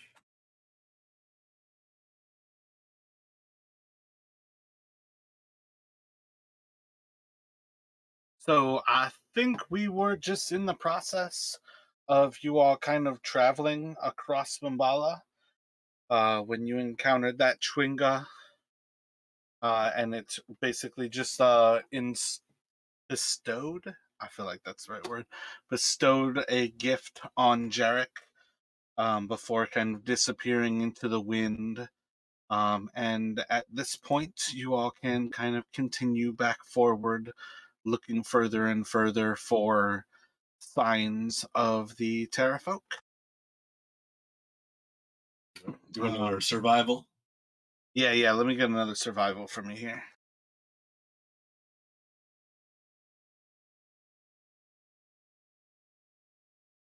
Derek's still distracted. He keeps like looking at his hand and like he's hardened by what just happened with the Schwingas, but he's having trouble concentrating on his task, on the task at hand.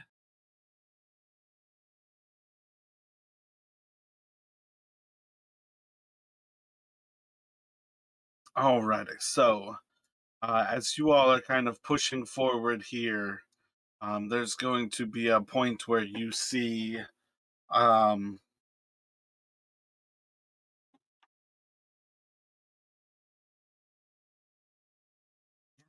feel like you're just going to kind of see as the tree branches from above just kind of are smashed into, and I think it's just going to be straight roll into initiative.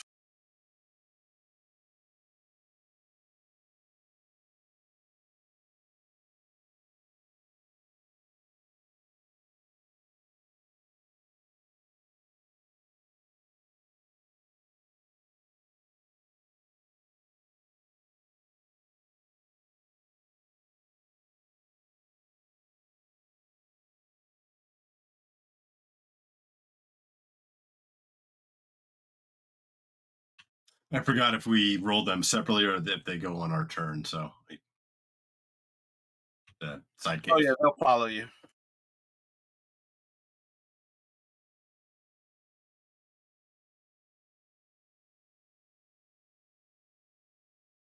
So this one is going to dive bomb into Serge, and it is going to uh, attack with his claws and then go for a bite. So claw attack, and then a bite.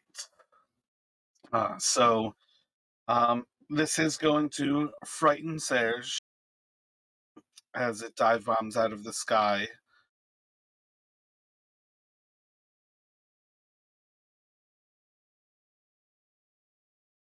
And then the first claw attack is going to do All of the damage. Holy shit. I was kind of joking when I said all of the damage. My apologies for coughing there. It is going to do 14 damage to. Oh, wait, this doesn't even matter. What the fuck am I thinking? This just does average damage.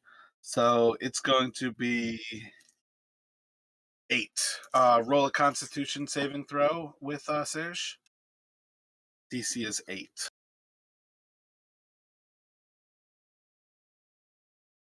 Trying. And then do one more for the bite attack, and then DC will be 7.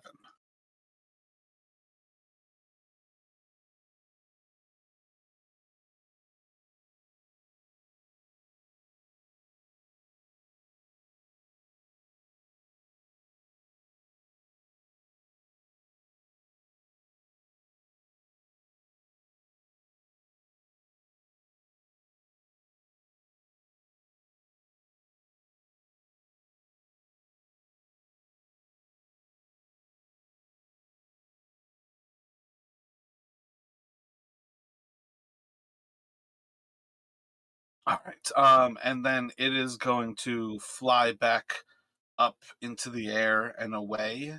So you can take an attack with Serge at disadvantage, and then Terran just a straight attack.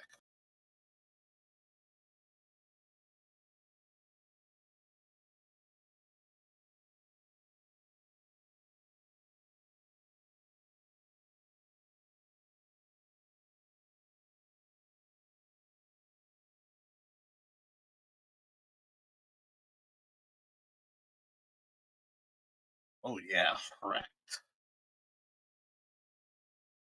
Solid strikes with both of those into the creature.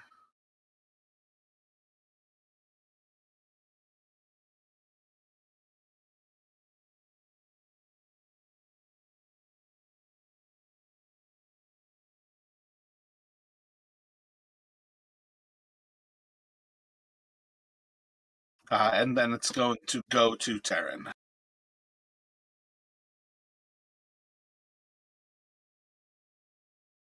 With that, he's gonna. Actually, my bad. I forgot that you were going to get that sneak attack damage as you stab into it. So that is going to be bloodied as it flies away. Then Terran is gonna drop his short sword, pull out his bow, and try to shoot it.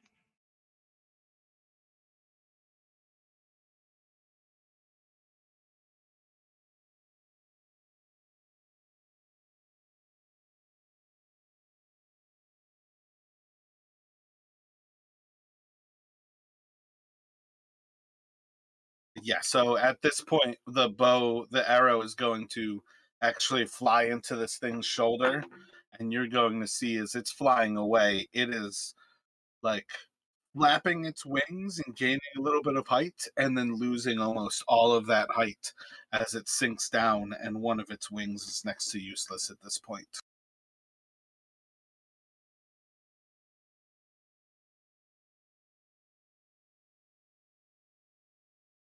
After shooting, he's gonna move. Yeah, probably just move a bit. Like in there. And then I'm guessing Surge is going after. Yep, right after you. Yeah, so he's gonna take another pot shot. See if we can hit the creature down.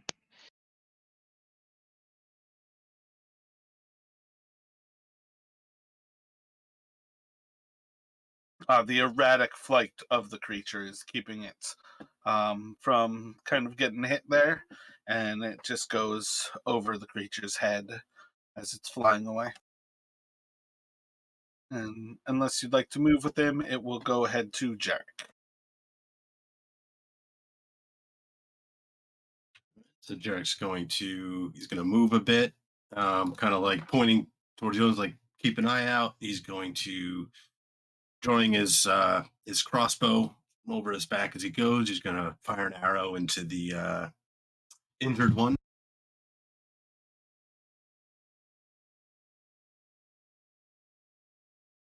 And Zeros is going to fire an Eldritch Blast at the same one.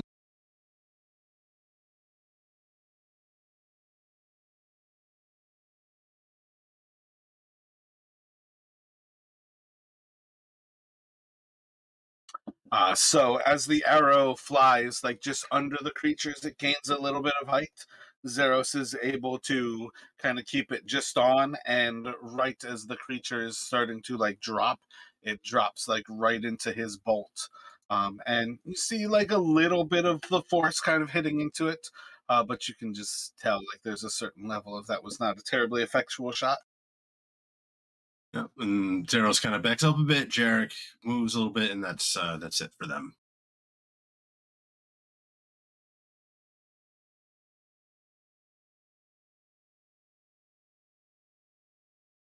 I feel like this actual initiative order is super polarized.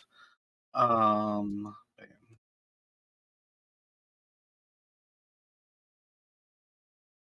Oh yeah, that wasn't even to the other end. Yeah, so that one.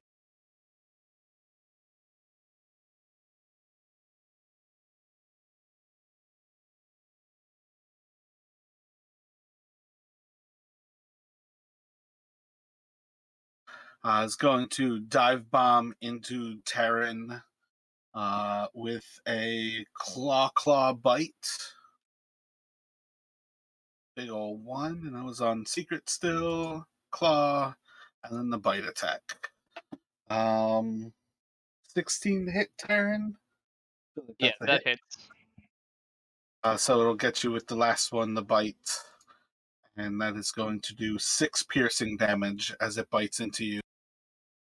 And I think I move 30, so the 3 of you will get opportunity attacks as this one flies back up into the air.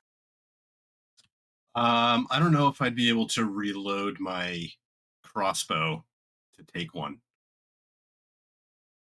It's got the loading property, right? Let me take a quick look at loading because I feel like the language of it is per turn. And a turn is like each of these creatures, whereas a round is the initiative round.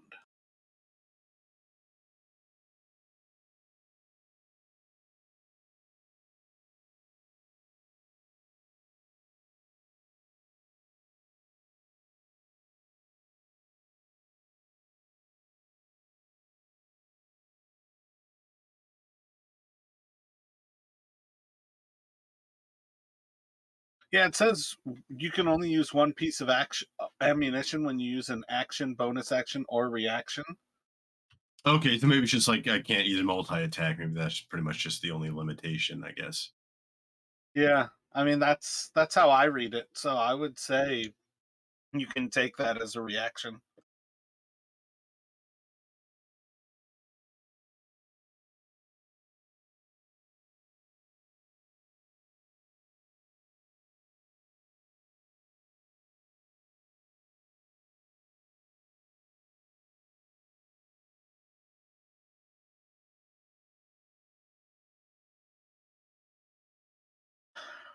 Um.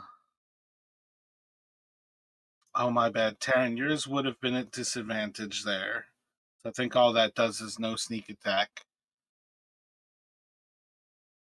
Theirs would hit for 5. Taryn's going to hit for 7, and then Jarek will miss with his crossbow bolts. Oh, would Surge actually hit with a 9 though, if he has disadvantage?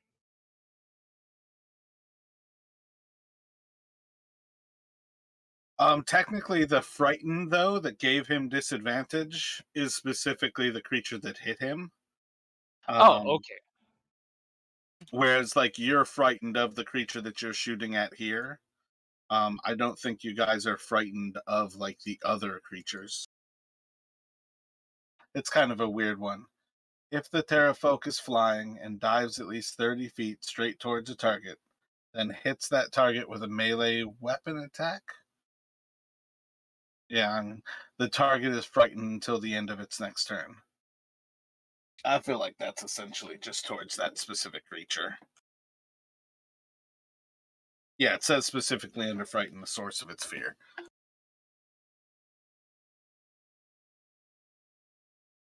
Okay.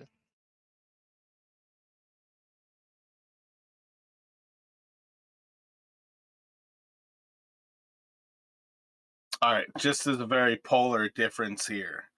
The first Terrafolk I rolled like 41 hit points. The second one is like much less than that. I rolled 14, but I re-roll one, so I'm re-rolling 3 ones. Got another one. So it has 9, 7, 16, 20 hit points. Half as many hit points, and it's taking 12. Yeah, that one's bloodied as it flies away too.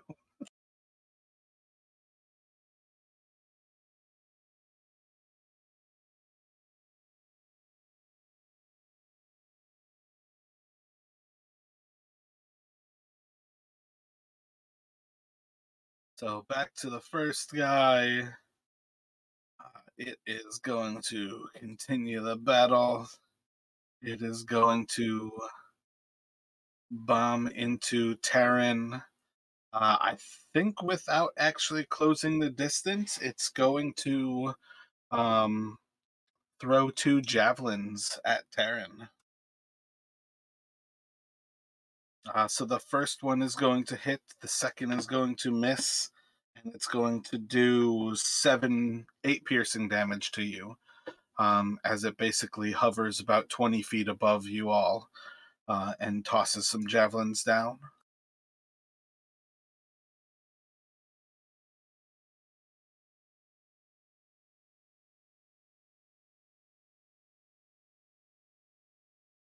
Another of these creatures is going to bomb into Serge and bite, or claw bite. I don't think any of that will matter though. So it's just going to be 3 Constitution saves. The first one is a 5, the second one is a 5, and the third one is a 7.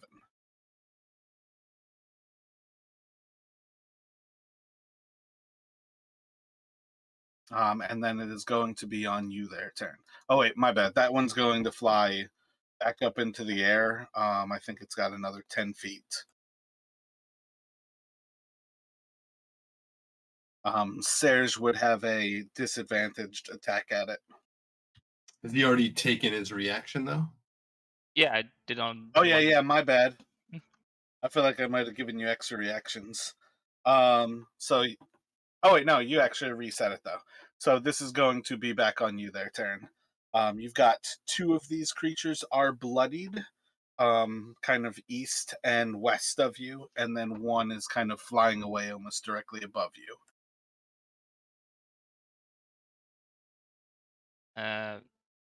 Yeah, I'll probably focus on the one east by Ceros.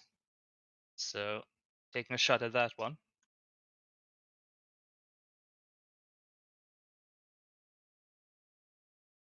If you were shooting at it with Terran, you have disadvantage at that one. That's the one that puts you on fear. Oh right, So because you it's now like at the can't end move of my turn. closer than that one. So that's a good reason for you, at least, for Terran to go after the other one. Yeah, so that's probably gonna be Terran on the one on the west and And Surge then the one on Serge the on east. the one southeast. Yep. Yeah. You guys just kind of form up, and each of you like aiming right past the other's ear. Oh yeah, 100% killing that first one.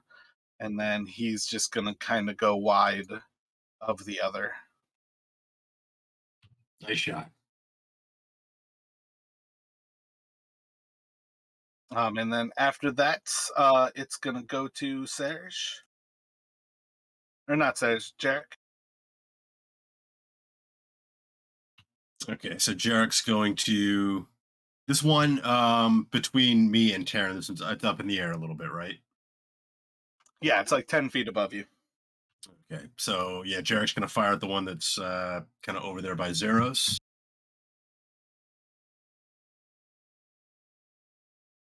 That one's like 20 feet above him. Like you guys aren't in any melee. So solid shot into it. I think that's just going to leave that one severely wounded right now. Yep, and Zeros is kind of like backing away and firing an Eldritch Blast at it as he goes.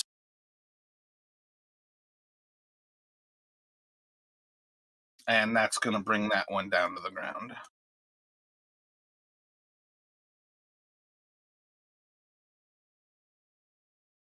All right, and I think Jarek's going to move a little bit too, but that's it for them.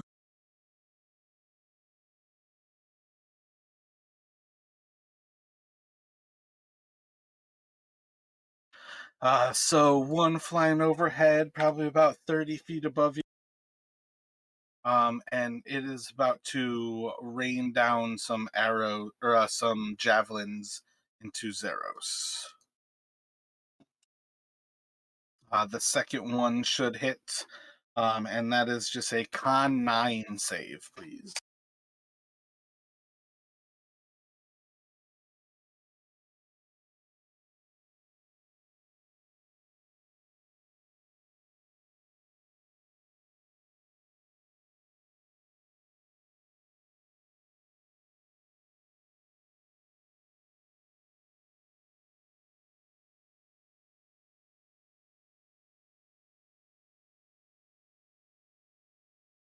Can you?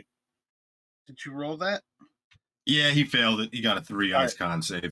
Gotcha. Yeah, so he'll lose 1 wound. Effectively, he has a single wound left. Okay, got it. The next one is going to fly into Jarek and go for 2 claws and a bite. I think with the 18, it'll be 2 claw hits. Yep.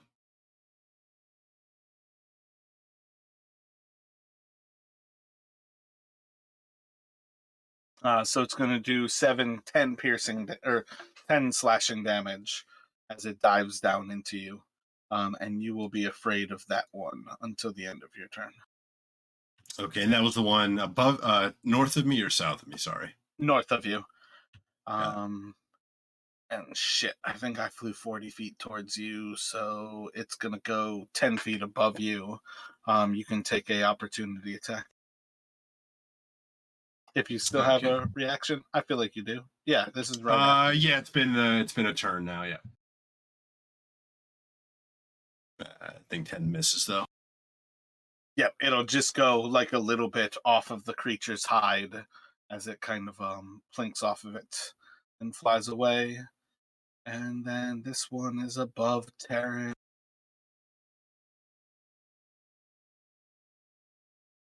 Gonna go for Jarek as well.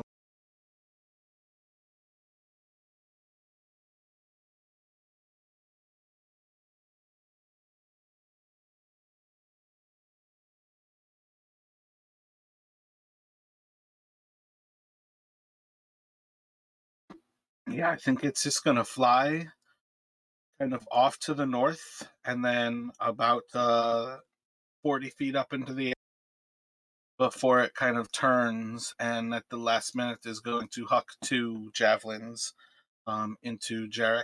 One of those is going to hit and it is going to do 16 piercing damage to you.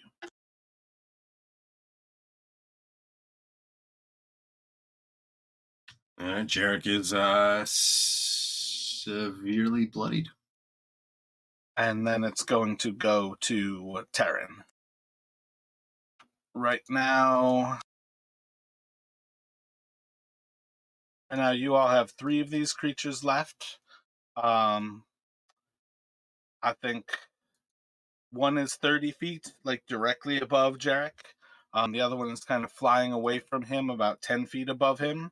And then the other one is off to the east, and that one is about 40 feet up. All of them effectively look healthy right now. Yeah, I'm gonna shoot at one like north of Yerk. That's the one like 10 feet. Gotcha.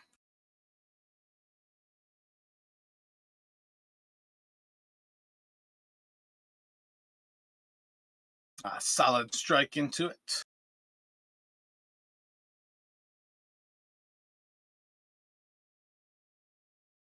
And then Surge is doing the same.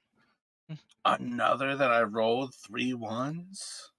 And then I rolled 3 ones right after that. As it's why sometimes I don't understand why I hide shit, because I'm about to show you, because this is freaking hilarious.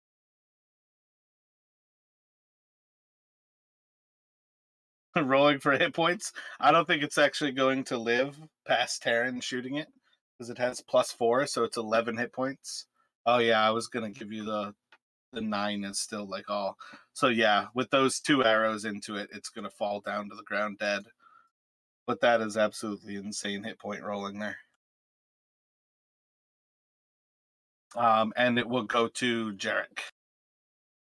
That was the run to the litter, I guess. So Jarek is like kind of grunting as that javelin kind of digs into him. He's going to kind of like with like a grimace of pain, he's going to like rip it out of him.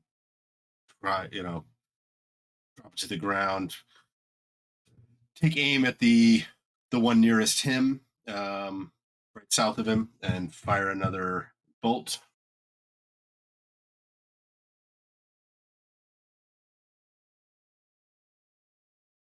And Solid Eagle's hit.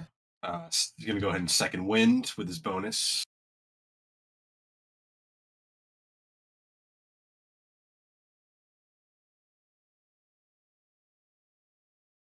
And then Zeros will fire an Eldritch Blast at the same one.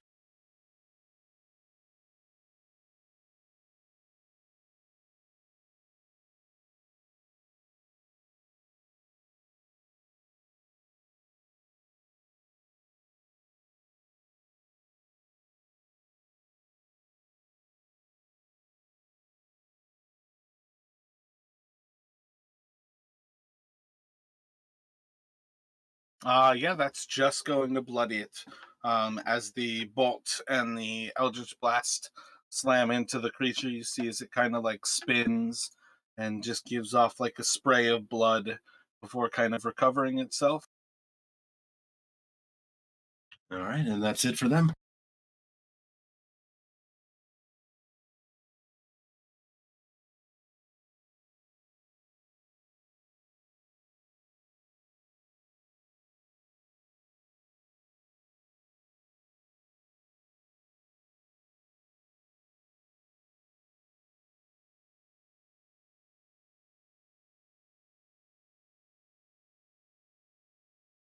Let's see. This one, it's like 30 feet above your head.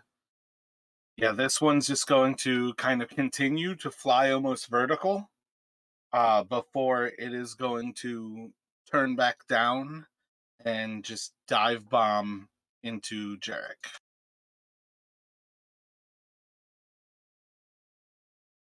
So the first 2 will be claw and then a bite. And I don't think any of those will hit with a 13. Nope. AC 15. And then the next one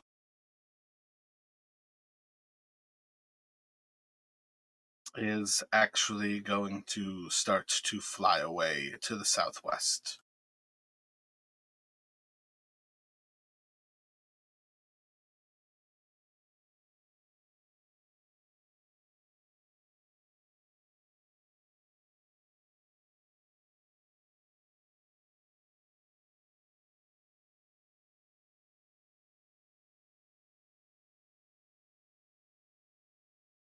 And it's going to go to Terran.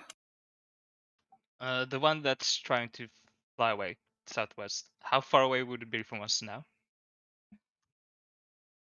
It is off the actual board of the map, and it is 130 feet in the air. At this point, pretty much any shots at it are going to be at disadvantage.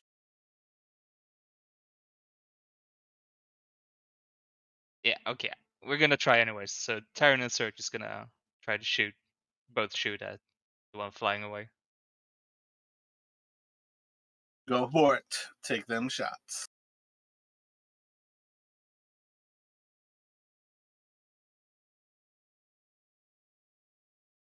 First one is going to go wide as you just kind of like plink off of a tree, and it just never really makes it up to the creature. Oh, my bad. Both of those, yep. Both of those are doing the same thing, where they are just kind of just missing the creature as they plink off of trees along the way. And then Jarek. Okay, and I'm still frightened of this one, right? Or was I I attacking don't the think I frightened hit you one? with it. Oh, maybe the one that dead was the one I was frightened of. It Yeah, was it's like something. only till the end of your next turn that you like retain that frightened, and it's only if it actually hits you. So it's a very short term frightened. Oh, okay, got it. Um, all right, yeah. So I'm going to fire at this remaining one here in range. It is currently right on top of you. If you are firing with your crossbow, it's going to be disadvantaged. Okay. In that case, I'm gonna drop the crossbow, draw and slash at it with my scimitar as it's kind of in my face here. Gotcha. Miss. Yep, slashing out in a moment, it's going to be a miss. And Zaros just launches an Eldritch Blast at it. And Jarek's gonna like shout like, see where it goes towards Charon and Serge, thinking maybe this thing is flying back towards its their uh, maybe they have a nest or something. So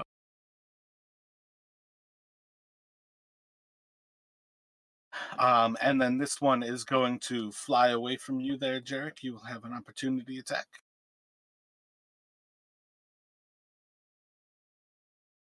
And it is going to wind off into the trees and do the same thing, bailing out of this combat.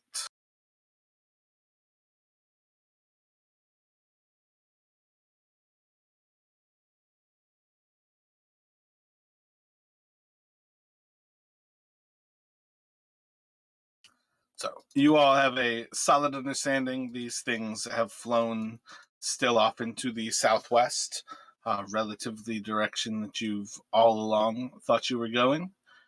But at present, you feel pretty confident that you've warded them off. What would you like to do?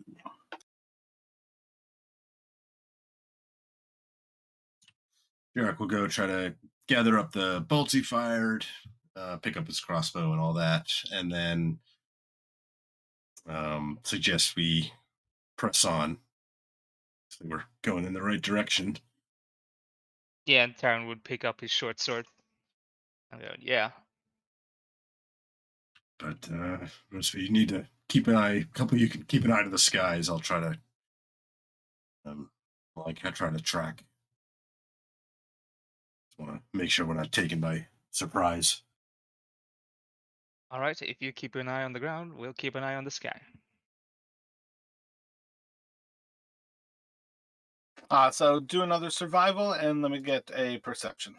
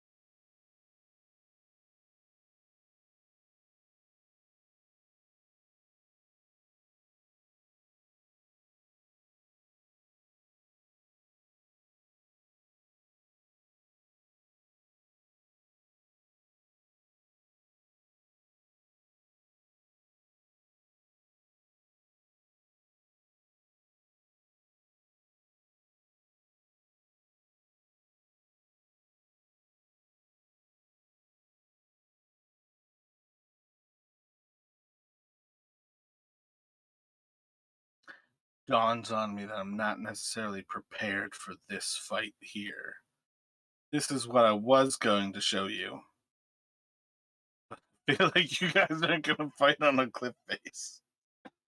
So I feel like I need flat land on top of it. So give me a second.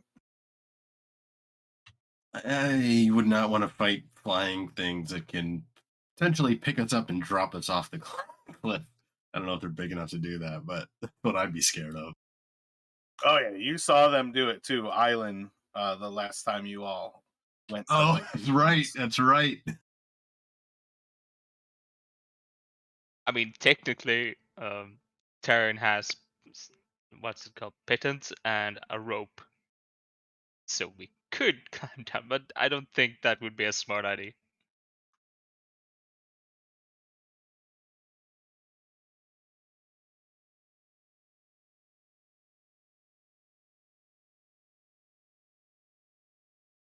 Yeah, one thing I feel like rogues can miss is that pythons are a good start in a climbing set, but you need the full climbing gear to really be comfortably set to climb rock walls like that.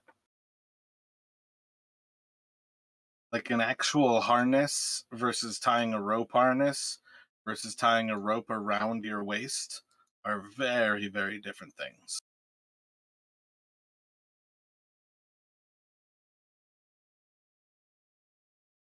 Yeah, most definitely.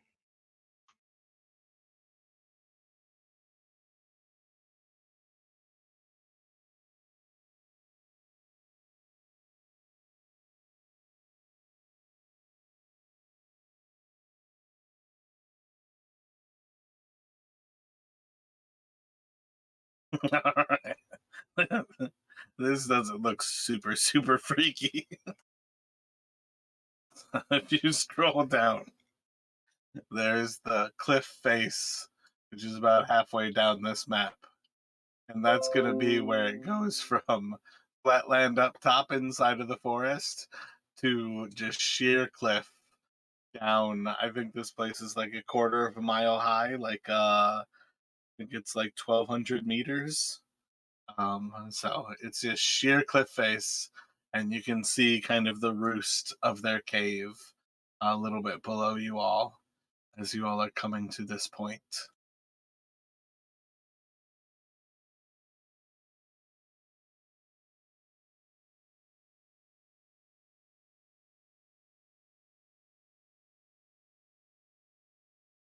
What sort of thoughts do you two have while you arrive at this precipice?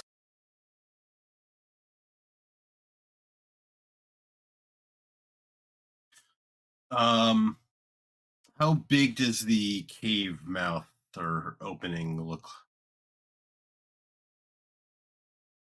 Can we any kind of Looking tell from? down, from on high. Um, Oh, it's down on the. Sorry, yeah, I thought we were like, yeah, yeah. I'm forgetting we're Again, above it. that's like a vertical cliff almost. So I would say on some level, you all could spot some movement. That's part of why I threw the actual pterodactyl there, like on the first little joke of showing it to you. Um, I would say you have some understanding that you can see, like looking over this cliff face. Let's say like some of the bones and like uh detritus, the like scraps of bodies and things that would kind of belie that the cave entrance is at that landing. Um, I think it's perfectly functional for you all to see that there's essentially like refuse there. You might see, some bones kind of scattered down on some of the other landings here, but it's, I feel like everybody's seen like pigeons and where they roost. Flying creatures leave evidence of where they spend a lot of time. Right. And about what time of day is it now? How long have we spent just tracking to this point? Um, I feel like it's probably like 2 miles that you traveled through the jungle. You're probably looking at like 2.5, 3 hours. Um, Maybe kind of high sunish. Okay. And do we recall having seen these creatures flying around at night? Like essentially, Jarek's trying to think like, do we know if they're diurnal or nocturnal, or he's trying to recall if we face these at night, or I don't remember as a player, but I think the first battle that you all actually had with them was at night. that's right. Yeah, yeah. I think we were setting up camp and when they attacked. Yeah. Yeah, I feel like you stayed out a little bit beyond dark and you guys got attacked by them that day. Okay, yeah. Trying to think if like it would make sense for us to essentially try and wait until they're less aware, but doesn't seem like there's any particular benefit to that.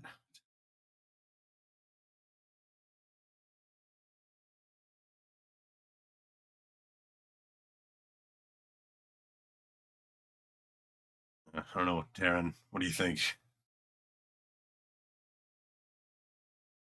I think that is a long way down if we fall.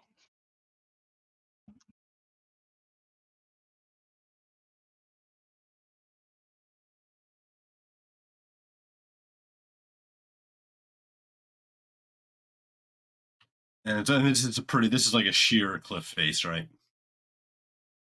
Yeah, pretty much. I mean, there's obviously like steps to the picture that I've presented here. I don't see any reason that you couldn't have steps all the way down, but there's no reason that you would want to risk that fall, especially since, again, you all have already seen them essentially picking up Island and trying to fly him into the sky from ground level. Right, right. You think there's any way we could lure them out, maybe?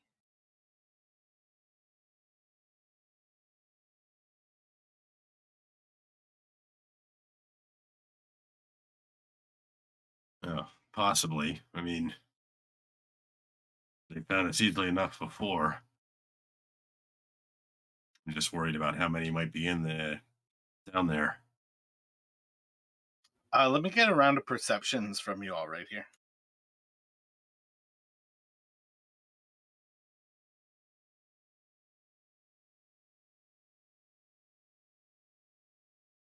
Wait, why did my perception go twice? Got the same roll. Like you just, yeah, I think you just randomly rolled the same because that first one was actually from while you all were traveling. Oh, right. I just literally rolled the exact same. Okay, yeah, nice. So make a wisdom saving throw for me, Jarek. It's got that throwback to Justin. So as you're kind of like looking over this cliff face, all of a sudden everything goes like a little wobbly on you for a few moments as your eyes catch in kind of a breaking cloud in the rain all around you. There's a heart floating in the sky off to the southeast of you. You see the aorta, the venous cava, the chambers of it, just floating. Looks the size of a human heart from here if you could reach out and touch it, but it's far away. Thing is massive. Jack's gonna like point it out to the others, like, do you see that? What like God's names is that? And he's gonna like kind of step back from the ledge.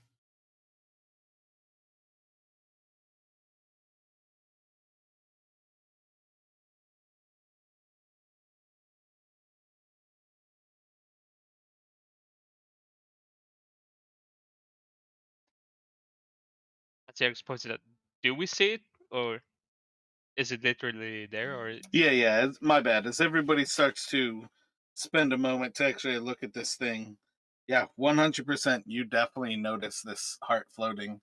I was actually trying to look for the picture of it because I should have had that ready.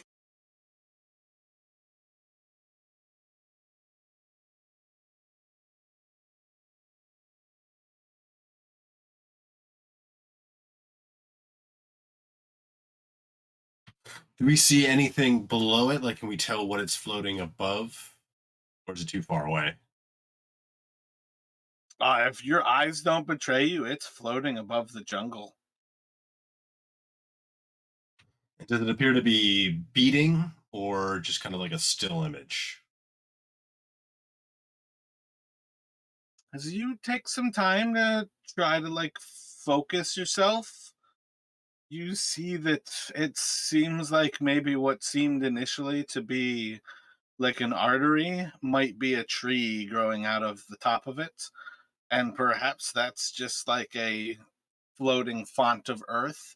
But again, This is everything that is very heart-like. Taran will nudge Yarrick a bit and just go, "Huh, you think that's the heart of the jungle then?" So I'm about to drop it in Discord if Discord doesn't say it's too big. Yeah. So again, that's like way too close of a view of it, but that's basically what you guys are seeing many miles off, just floating a couple of 100 feet off in the air.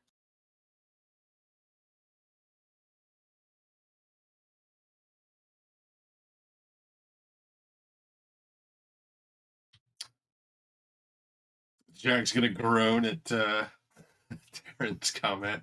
How did we not see that before? I mean, to be fair, how much time did we actually spend looking up? Yeah, you all have been inside of the jungle. Most of the time that you've been up top here, it's been just crazy downpours and dark. This is kind of the first time you're like daylight and the rain is letting up for a moment. Okay, yeah, fair enough.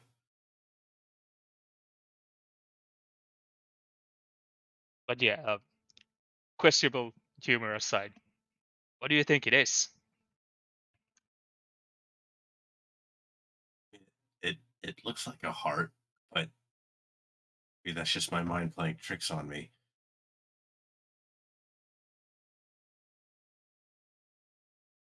Another question is it important to us right now? Or is it As, something we can delay? as Taryn says that, both of you are going to recall that you are standing on a cliff face on top of these creatures that have tried to throw people off of high drops in the past. Yeah, well, Jared will trying to like make a note of kind of trying to triangulate its general location, but he's gonna suggest that he doesn't want to climb down this cliff face right now. He's gonna suggest they kind of back away and get away from this cliff face back into the jungle maybe and try to put a little distance before they try to formulate a plan.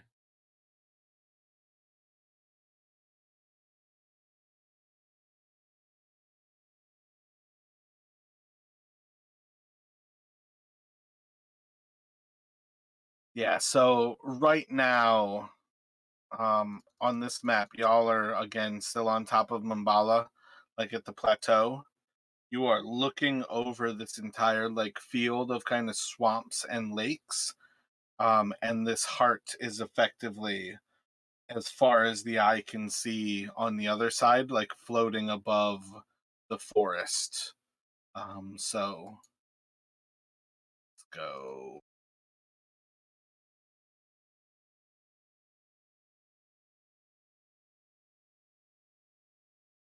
It's somewhere like kind of around that area. You know what I mean? How you can see like the open plains and kind of swampland, and then it's over top of the forest on the other side of what you have a vague understanding is the Eldani Basin. I feel like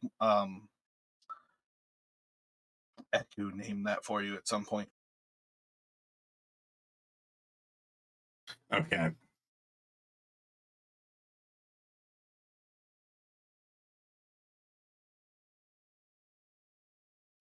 We could try to, I don't know, get around, see if we can find some other way to approach that doesn't involve climbing down the cliff face.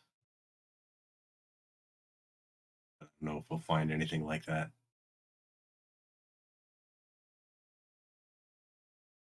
Taryn, Alternatively, do an investigation and Jarek roll a survival.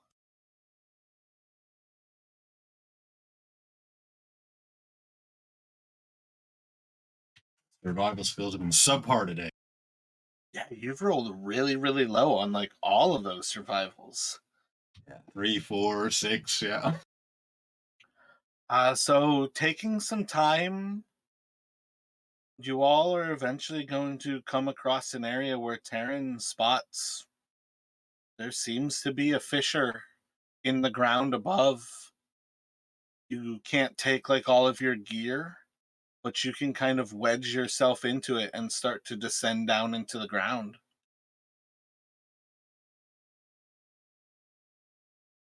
I'll point it out to Yarrick and go, I think that's our way down there. It's not gonna be easy though. Looks like it might be a tight fit. Um, but better that than the cliff.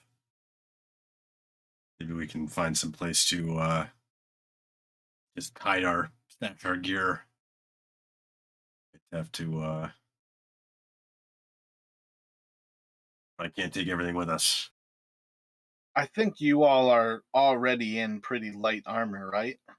Everybody's wearing like leathers, not really anything that's like hard metals. Yeah, Jarrett's in leather are studded leather. Yeah, and Taran is in leather armor.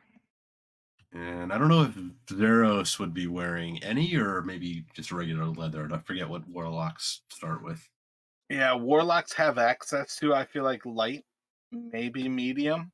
So I feel like that's going to be one of those things. But if you guys follow that same influence, he's probably on the lighter side. Was Serge meant to be a paladin? I know I wrote, I think, Justicar as far as their class. I can't remember whether that one was No, the paladin. Surge was the what was it, Beast Master? He's the ranger. Oh, okay, okay. Mm. Am I on crack? Oh no, I feel like I kept clicking on temerity before. Yeah, yeah. Temerity was Yeah, Beastmaster. Okay, word. Yeah, so I don't feel like there's any reason why you all kind of climbing into this cave would have armor issues. So as far as you all go, like when you kind of look at it, it looks tight. It looks like you might be single file, but in the long run, it looks like you could kind of start to move yourselves into that. Okay, I was thinking more like the pack, like our backpacks. Like if there might not be room for those, if we need to stash them somewhere. That was definitely the big thing that I was getting at there. Yeah, there's no room for backpacks. At best, you're like kind of tying the backpack to a foot kind of thing and pulling it behind you kind of. It's definitely like a spelunking cave.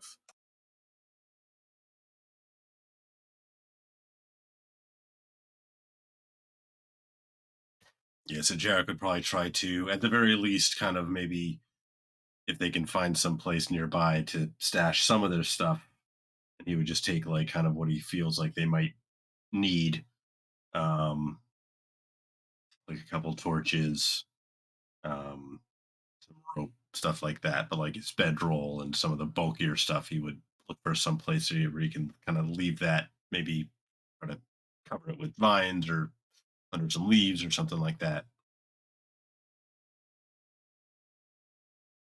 And Taran would follow his lead, do the same. Might skip the rope though, if he already has one. So take take like a torch and yeah, he would probably take Balder's flute also, just to have it on him. So if the backpack goes missing, it's not there.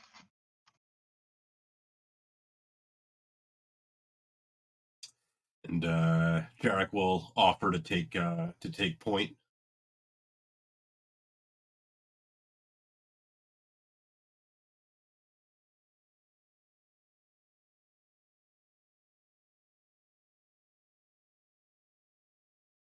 So Probably as you is. all are you going with a flame in front of you with Jarek? Yeah, I think as he would light up a torch as he kind of approaches the fissure and kind of he would kind of like hold it out to try and see if he can like catch any sort of glimpse inside, like how far it goes down or kind of what's inside before he actually steps in. Gotcha. So you can kind of smell some of the actual signs of life on the opposite side of it. So there's a little bit of a confirmation. This probably leads deeper than you necessarily want to think. Um, as you're approaching it, the light does give way before you can see like a kind of opposite side to it. But on some level, it does give you signs that you are indeed, you know, crawling into a place that might be going into where they are essentially kind of held up. You're kind of climbing into their caves. But as you eventually start to shimmy yourself inside there, let me just have a wisdom save effectively from the two of you.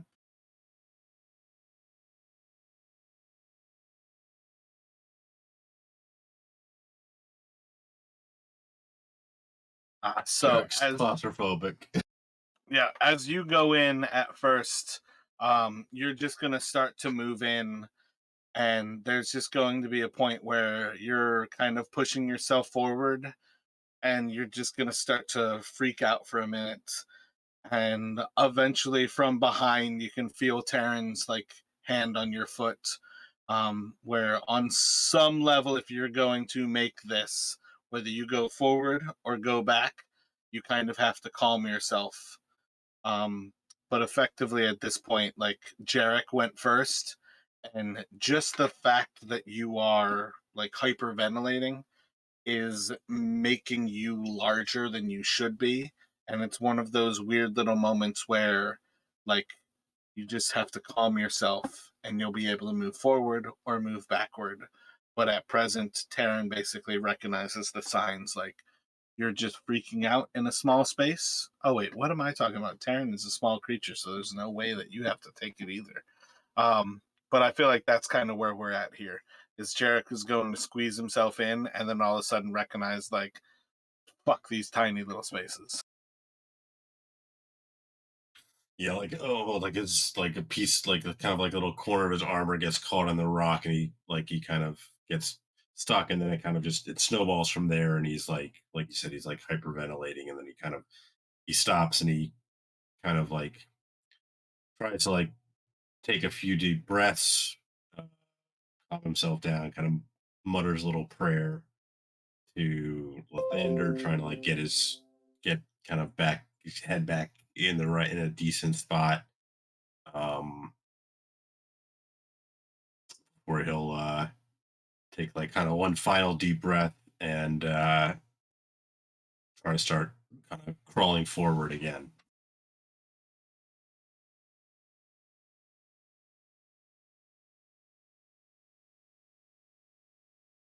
So as far as things go, I'm not going to hold you off here, like on that particular thing. So I would say at this point you can basically crawl forward, and eventually you are going to come up in this little corridor where you see just like heavy amounts of kind of like spider webs all in front of you. There's about like 20 or so feet of cave before you see these webs are covering any sort of movement forward, but the stench is getting stronger and stronger, and you can see like inside of this area where a lot of the webs are, there seems to be like scattered like femurs and hips and bones and armor and gear. But you are basically seeing this cave where I don't know how well zoomed in you all are right now, but it is kind of on the northeast side of this map.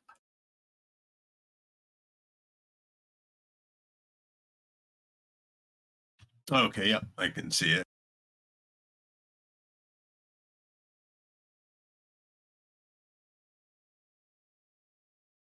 So right now, yeah, you guys can basically see that far forward, and there's not much else to be seen beyond other than the actual spider webs.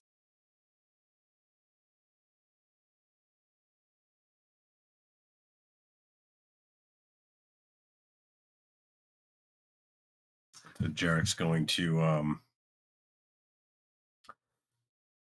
is there room enough in here for him to draw his scimitar?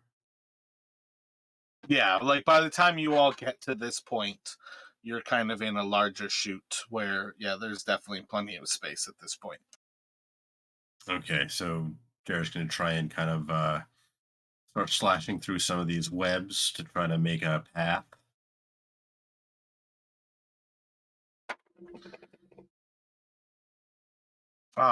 After a few cuts through some of the webs, um, you are going to see as your light starts to cut across the back of a creature, and you're going to notice pretty quickly that you are currently about 10 or 15 feet behind one of these terrafolk.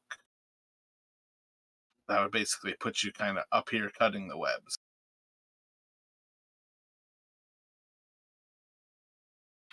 Does the terrafolk appear to be moving? You can roll,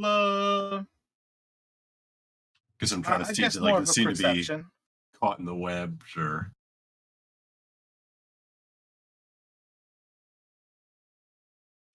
So at present, it doesn't necessarily appear to be moving. The webs in particular are effectively like what you are cutting away right now, and your light is already starting to scatter beyond the webs and over this creature. But it's not like in the webs. The webs are kind of like a wall where you're at right now. Got it. Okay.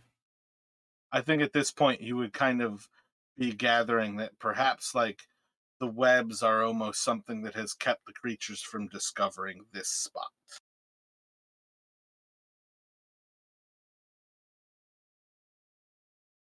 Okay, so Jared's going to try to quietly back up a little bit and kind of whisper to Taryn. If there's any chance we can take this thing unawares.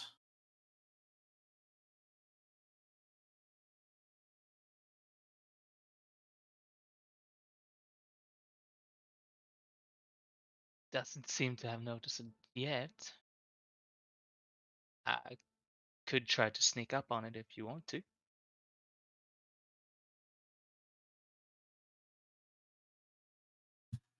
Um, all right, I'll cover you from here. Get you through these webs. And Taran will try to sneakily get close to the. Oh, what were they called again? Cat deer. The Terrafolk. Terrafolk. Yeah. Sorry, they completely slipped my mind. Yeah, it's try to sneak up on the Terrafolk. So while you go to sneak up on it, let me get a stealth check from you. Does that mean that Jarek is preparing like crossbow to get his back? Yeah, so he's gonna kind of sheath his. He's not sure how well he can sneak up on it, so he's gonna sheath his scimitar and then load a bolt. He'd like hand the torch back to Zeros to hold.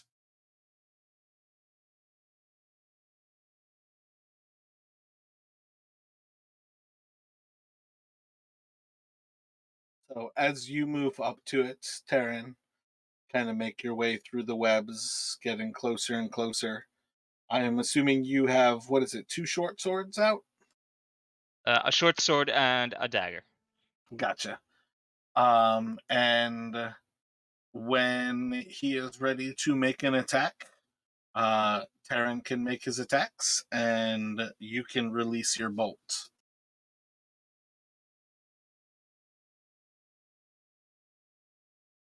Yeah, so Taran just quick glance back and then stab at the creature.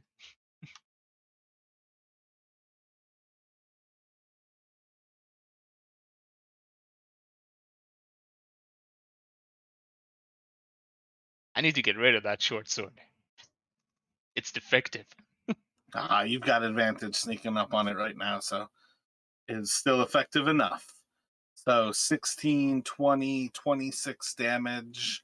And then let's have you all roll initiative.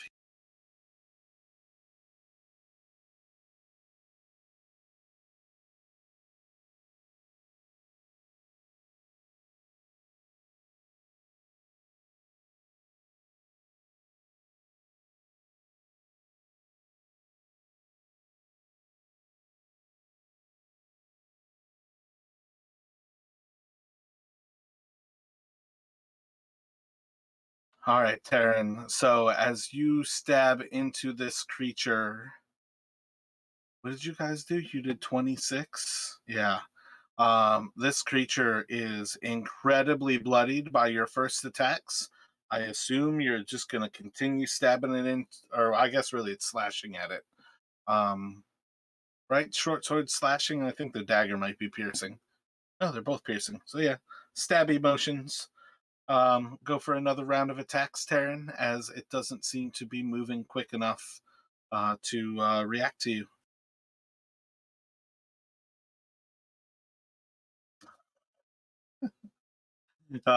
Yeah, it's gonna just barely maintain enough life. After that, the short sword is going to miss.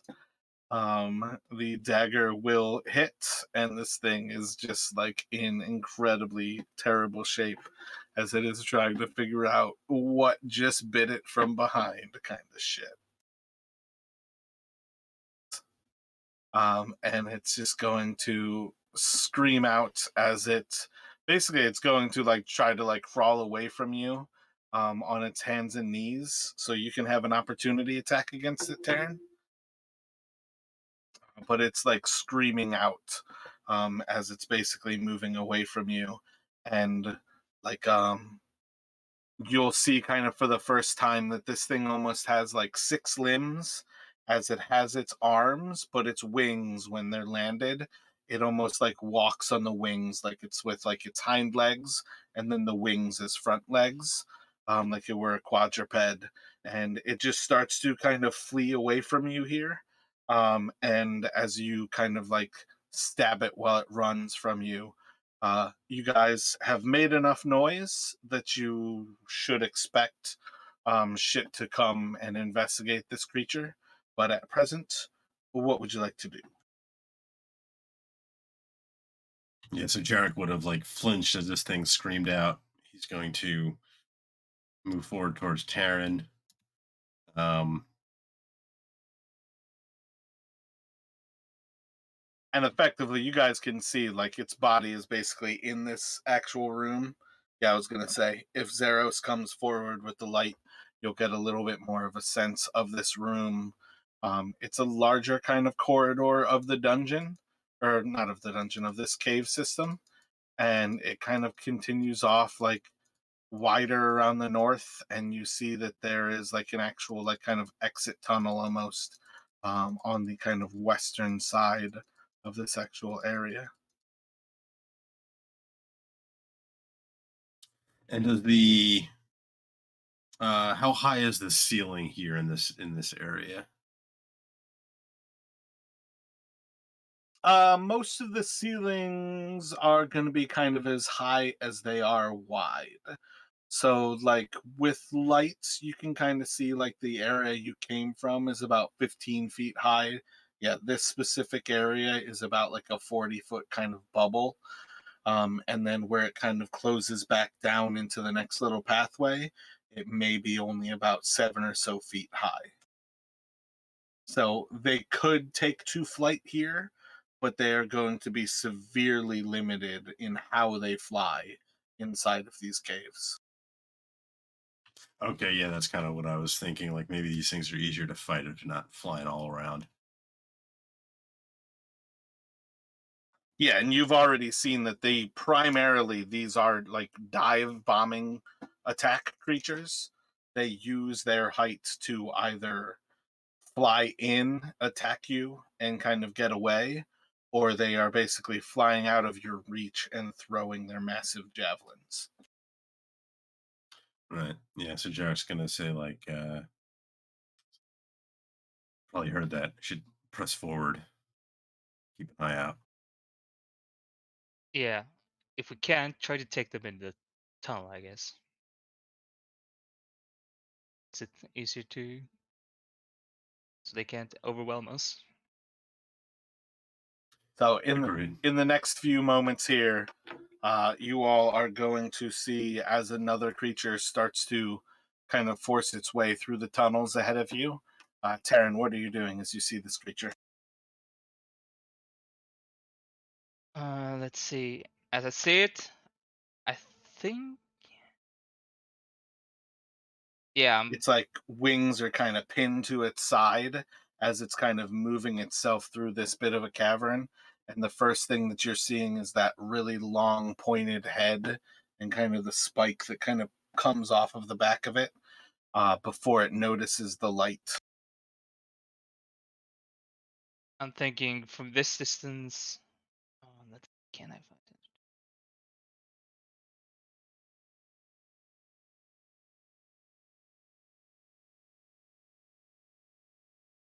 This could go wrong, but let's see. A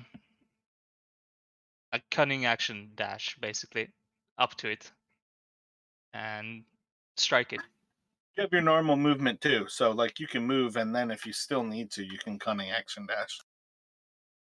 Yeah, but there's like 45 feet, Gotcha. so that's I mentioned before. So I think I would need to dash to get there. So cunning action dash, so I can attack it as I get there.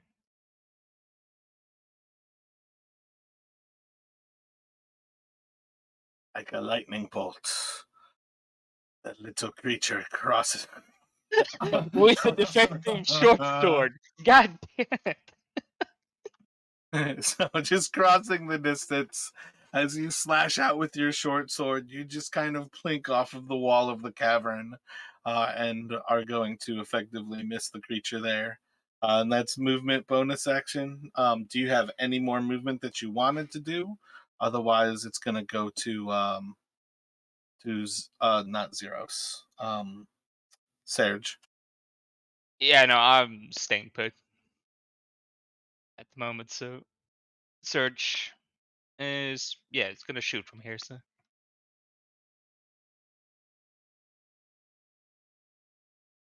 Bam! Solid arrow into the creature is going to pierce into it. And then, Jarek, as you watch these two working in concert, the creature seems to be pinned right now. What would you like to do?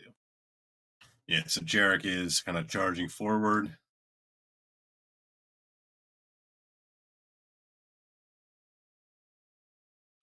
As far as he can get, he's going to kind of firing a crossbow bolt as he closes.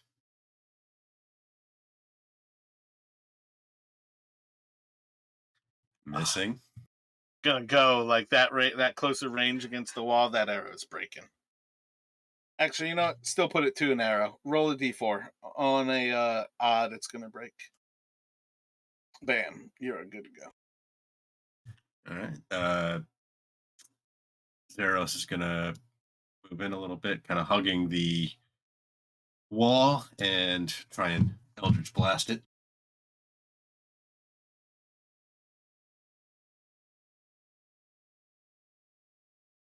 Solid strike, and I think that's going to be sufficient to take it to a bloodied condition.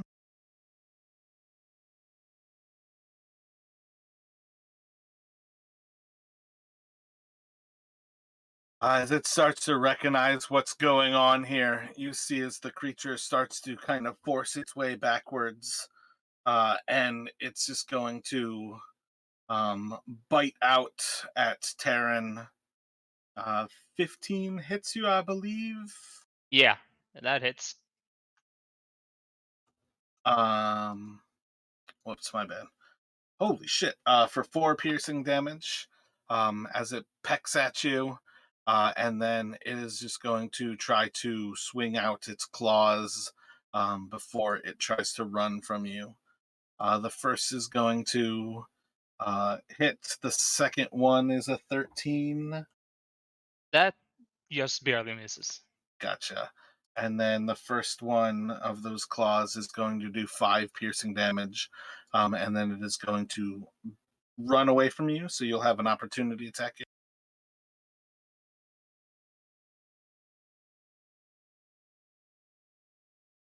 And I can tell everyone that I am severely blooded. Gotcha. And you see as you cut into the creature, the thing's like back leg is just like trailing behind it. That creature is near dead.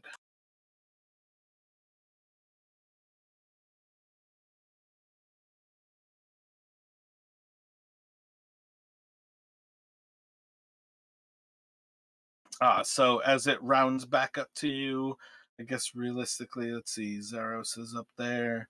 You all would see a little bit more of that room, that it doesn't appear to be anything but kind of another stone kind of a chasm. A geode comes to mind, but it's not actually like littered with anything. Like it's not actually like a precious gem inside, but the way they form those an abscess. There we go.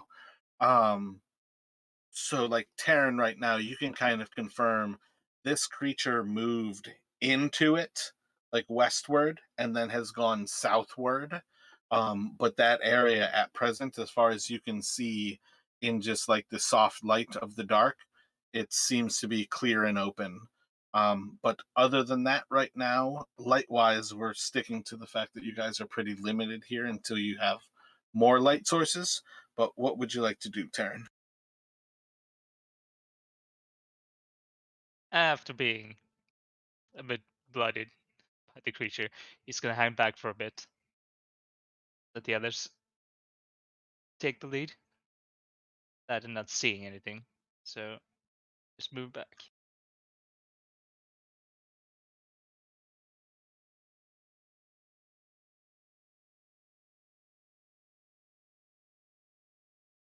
So as he kind of steps back, are you closing up distance with Serge at all? Gotcha. And then it's going to go to Jarek. Yeah, so Jarek is going to.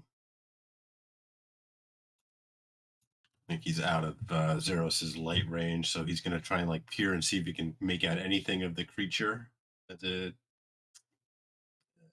pretty dark because he's beyond the torchlight. At just in the dim light, you can basically see that there is like a hint of like the blood trail kind of going about like 5 or 10 feet to your west before it kind of turns southerly and starts to move off like beyond where you can see.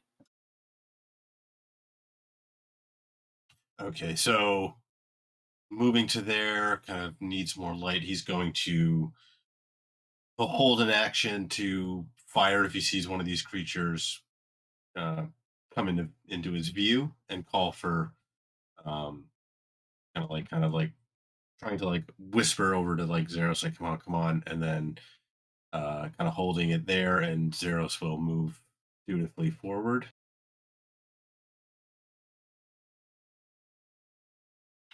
with the torch. I think that's all he can get. So he will similarly, as kind of holding the torch in one hand, he'll hold an action in case one of these creatures appears to blast it. Gotcha. So as you get a little bit more light up from behind you, you can see a little bit more properly the chasm that's directly in front of you. You don't actually see any sign of the creature. You can still hear some of the movement, and you can see that blood trail that is effectively moving off to the southwest of you where you're.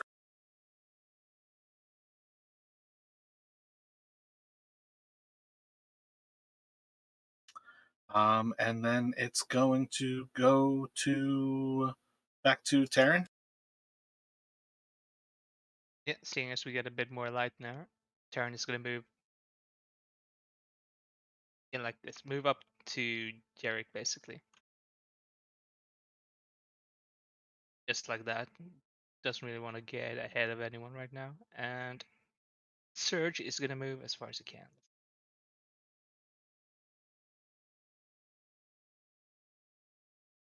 Yeah, so like that.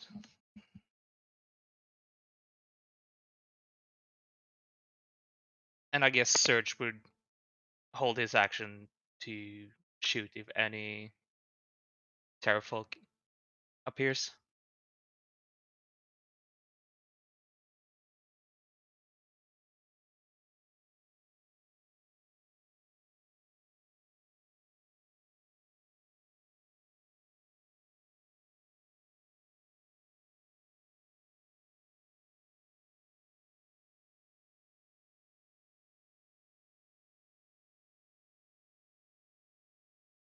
And then Jack, what would you like to do?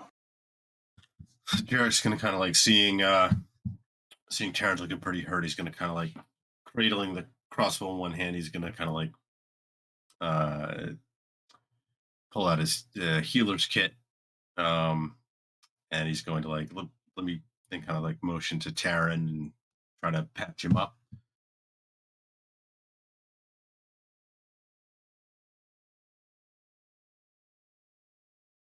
So you So should get 13. 13 back.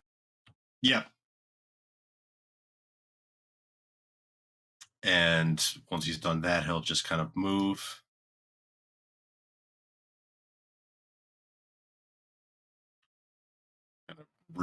Kind of readying the crossbow, not holding an action because he's used his action, but kind of just, for next turn. And then Zeros is similarly going to with the light move forward.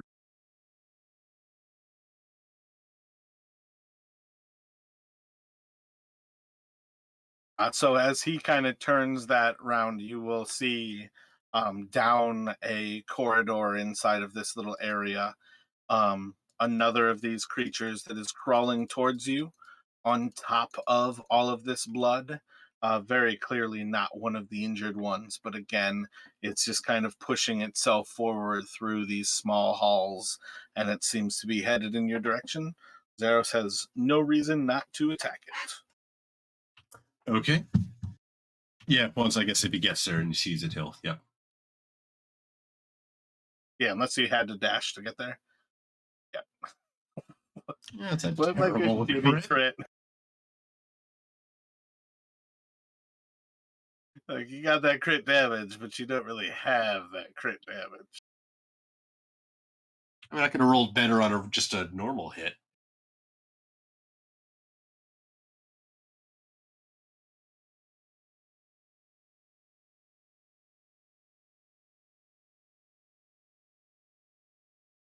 So as he kind of rounds that corner and just with a blast of force, just kind of slams this creature into the actual stonework, and you see as like some of the stone kind of crumbles around the point of impact.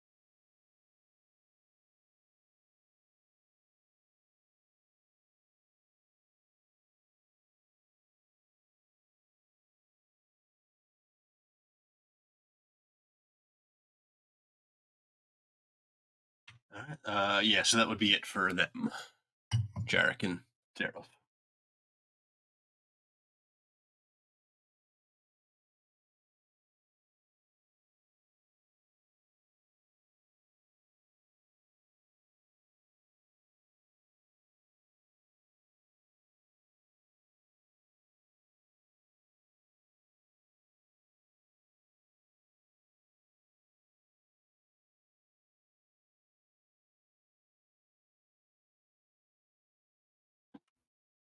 So one of these is going to force its way out into this part of the tunnel, and it is going to try to claw bite out at Jarek. So I think the two claws are going to hit with a 16 as the lowest. Yep. And it's going to do 12 points of slashing damage as it reaches out to claw you one after another. All right, so that leaves Jarek severely bloodied.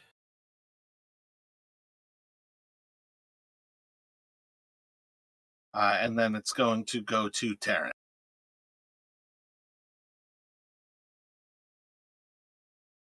Yeah, and Terran is gonna move up now, and yeah, 2 attacks. Let's see if I can hit them.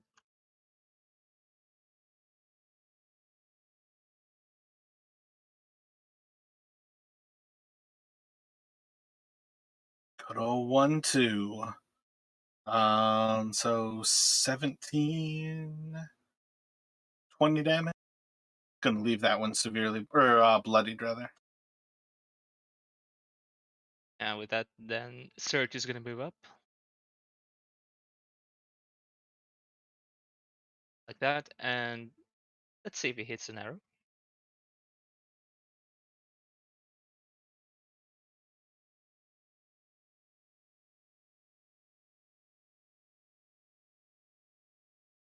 That was max damage. Yeah. You can just see is like the between like the slashes and the stabs from the swords and the arrow, this creature, the way it has to crawl through this area is severely wounded, and that last arrow shot was just perfectly placed, like into a creature's eye. And it's going to go to Jarek. All right, Jarek's going to drop his crossbow, draw a scimitar, and slash out at this thing, biting clawed at him.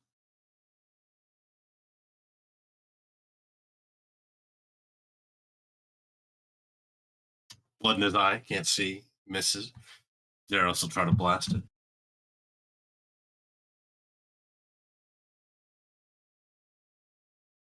That's better. Um, I'm not sure if that's the result you wanted, because that thing is just going to disintegrate as the Eldritch Blast just wrecks this thing into tiny little, like, misty meat chunks. So can't use it to block off the thing anymore. But that is pretty solid. I think he's got 2 crits in a row. That's pretty wicked. Yeah. So yeah, after you, you're going to see another creature is forcing its way up this tunnel, and without even really recognizing all of the blood and gore, is moving into that same spot. And it is going to go after Terran, claw bite. First will hit. That's no bueno, and I think that's going to be 3 hits. So claw is a d6, 6 damage. You still standing? Still standing. That was an important one. That was a very important one. The next claw is doing 11, still standing. Not standing. All right, and then this one's going to do 2 death saving throws, as it bites into you.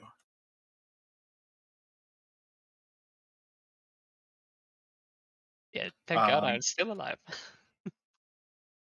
and it's going to. This sucks. Death saving throw, Terran. Need a 10 plus to stay alive. You also have luck points. Oh, but you crushed it. All right, so you hear like a gasp of air from Terran as he slammed into the ground from this creature. And Serge, what would he like to do? He would like to shoot the creature that just attacked Terran. Solid hit, 10 piercing. I'm going to hide this one. 23, 27. So it's going to still be essentially relatively healthy, but it will go to Jared.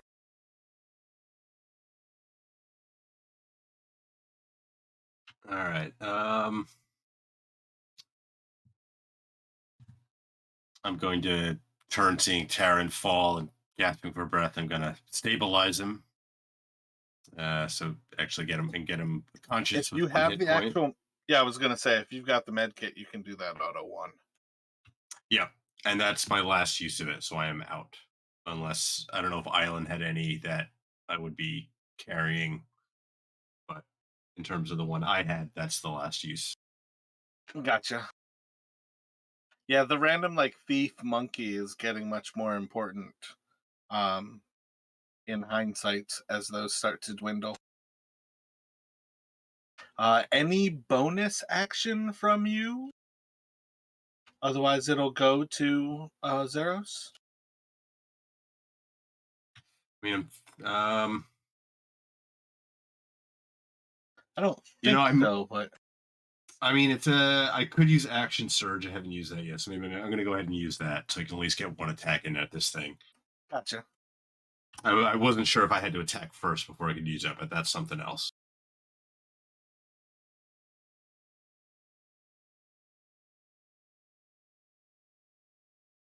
Nope. Jack Zeros. Shittery. Zeros will fire at it.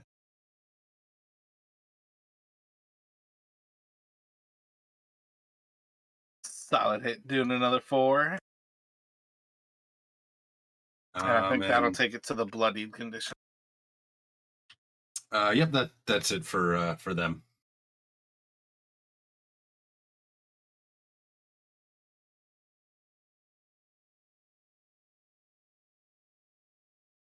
So this time it's going to claw bite out at Jarek.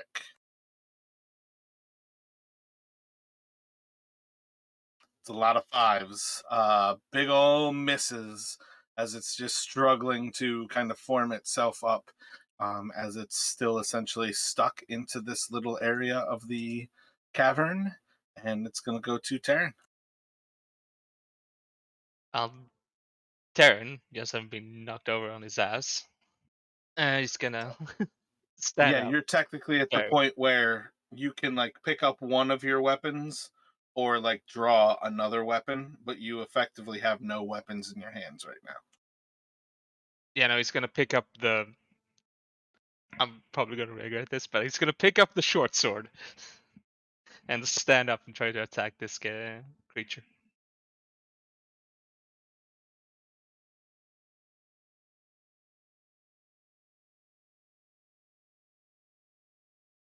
Should have picked the dagger. How is it possible? And then for Serge, Oh wait, do I have any? Doesn't matter. Let's see. Yeah, Search is gonna shoot another arrow. I mean, you could like bonus action disengage kind of thing. You do have your cunning action for sure. Yeah, so yeah, it's gonna cunning action. Just move back for a bit. Gotcha. Do you normally have 30 movement? 25? So yeah, you would only be able to move 10 feet. Yep.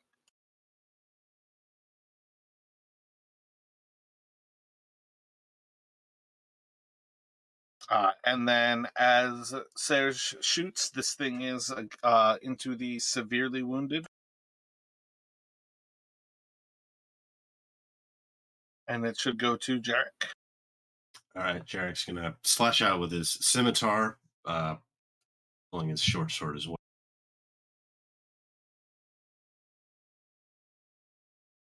Solid hit, and that's going to kill it. Do a perception check for me.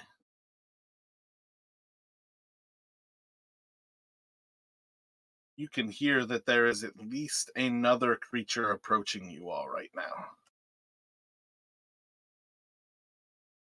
And still from the south, right? Yes, indeed. So what I guess with those bodies removed, I don't know how much of that. Yeah, I've got a little bit of it revealed. 10, 20, 30. Yeah, I feel like you can kind of see to the end of that corridor, but not actually to where the creature is. You can hear that there's probably a third that is like crawling up this little tunnel that they've come through. You still have your movement, is part of why I'm mentioning this, and then effectively that bonus action attack with your short sword. So it's kind of up to you if you wanted to make that decision to try to move forward and see if you could um, more or less like kind of move forward to blindly attack.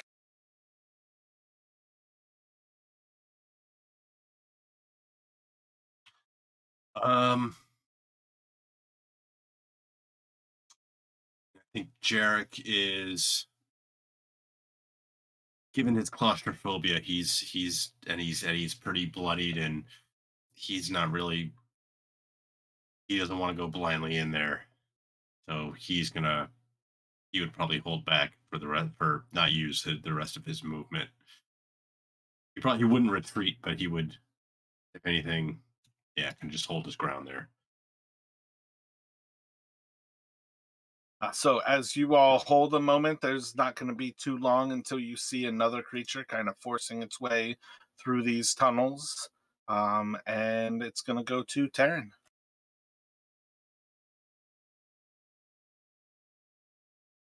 Yeah, Terran is gonna pull out his short bow.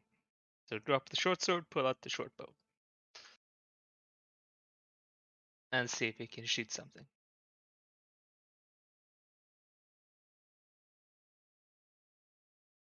blinking off the stonework, trying to get it to it. You can't really get the arrow down to the creature.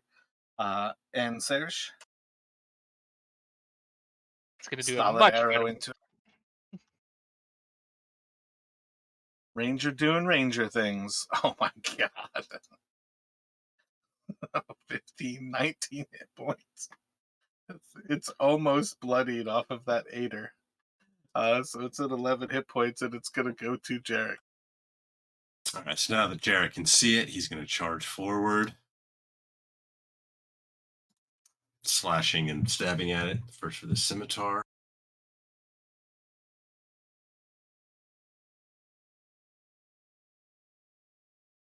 Scimitar's going to miss. The short sword's going to hit, leaving it severely wounded. I'm going to make that a distracting strike.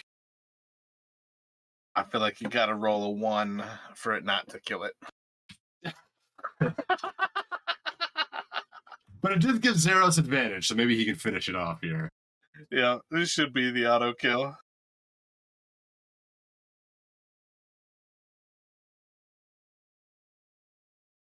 Yep, that'll be a solid kill here. I thought I just removed the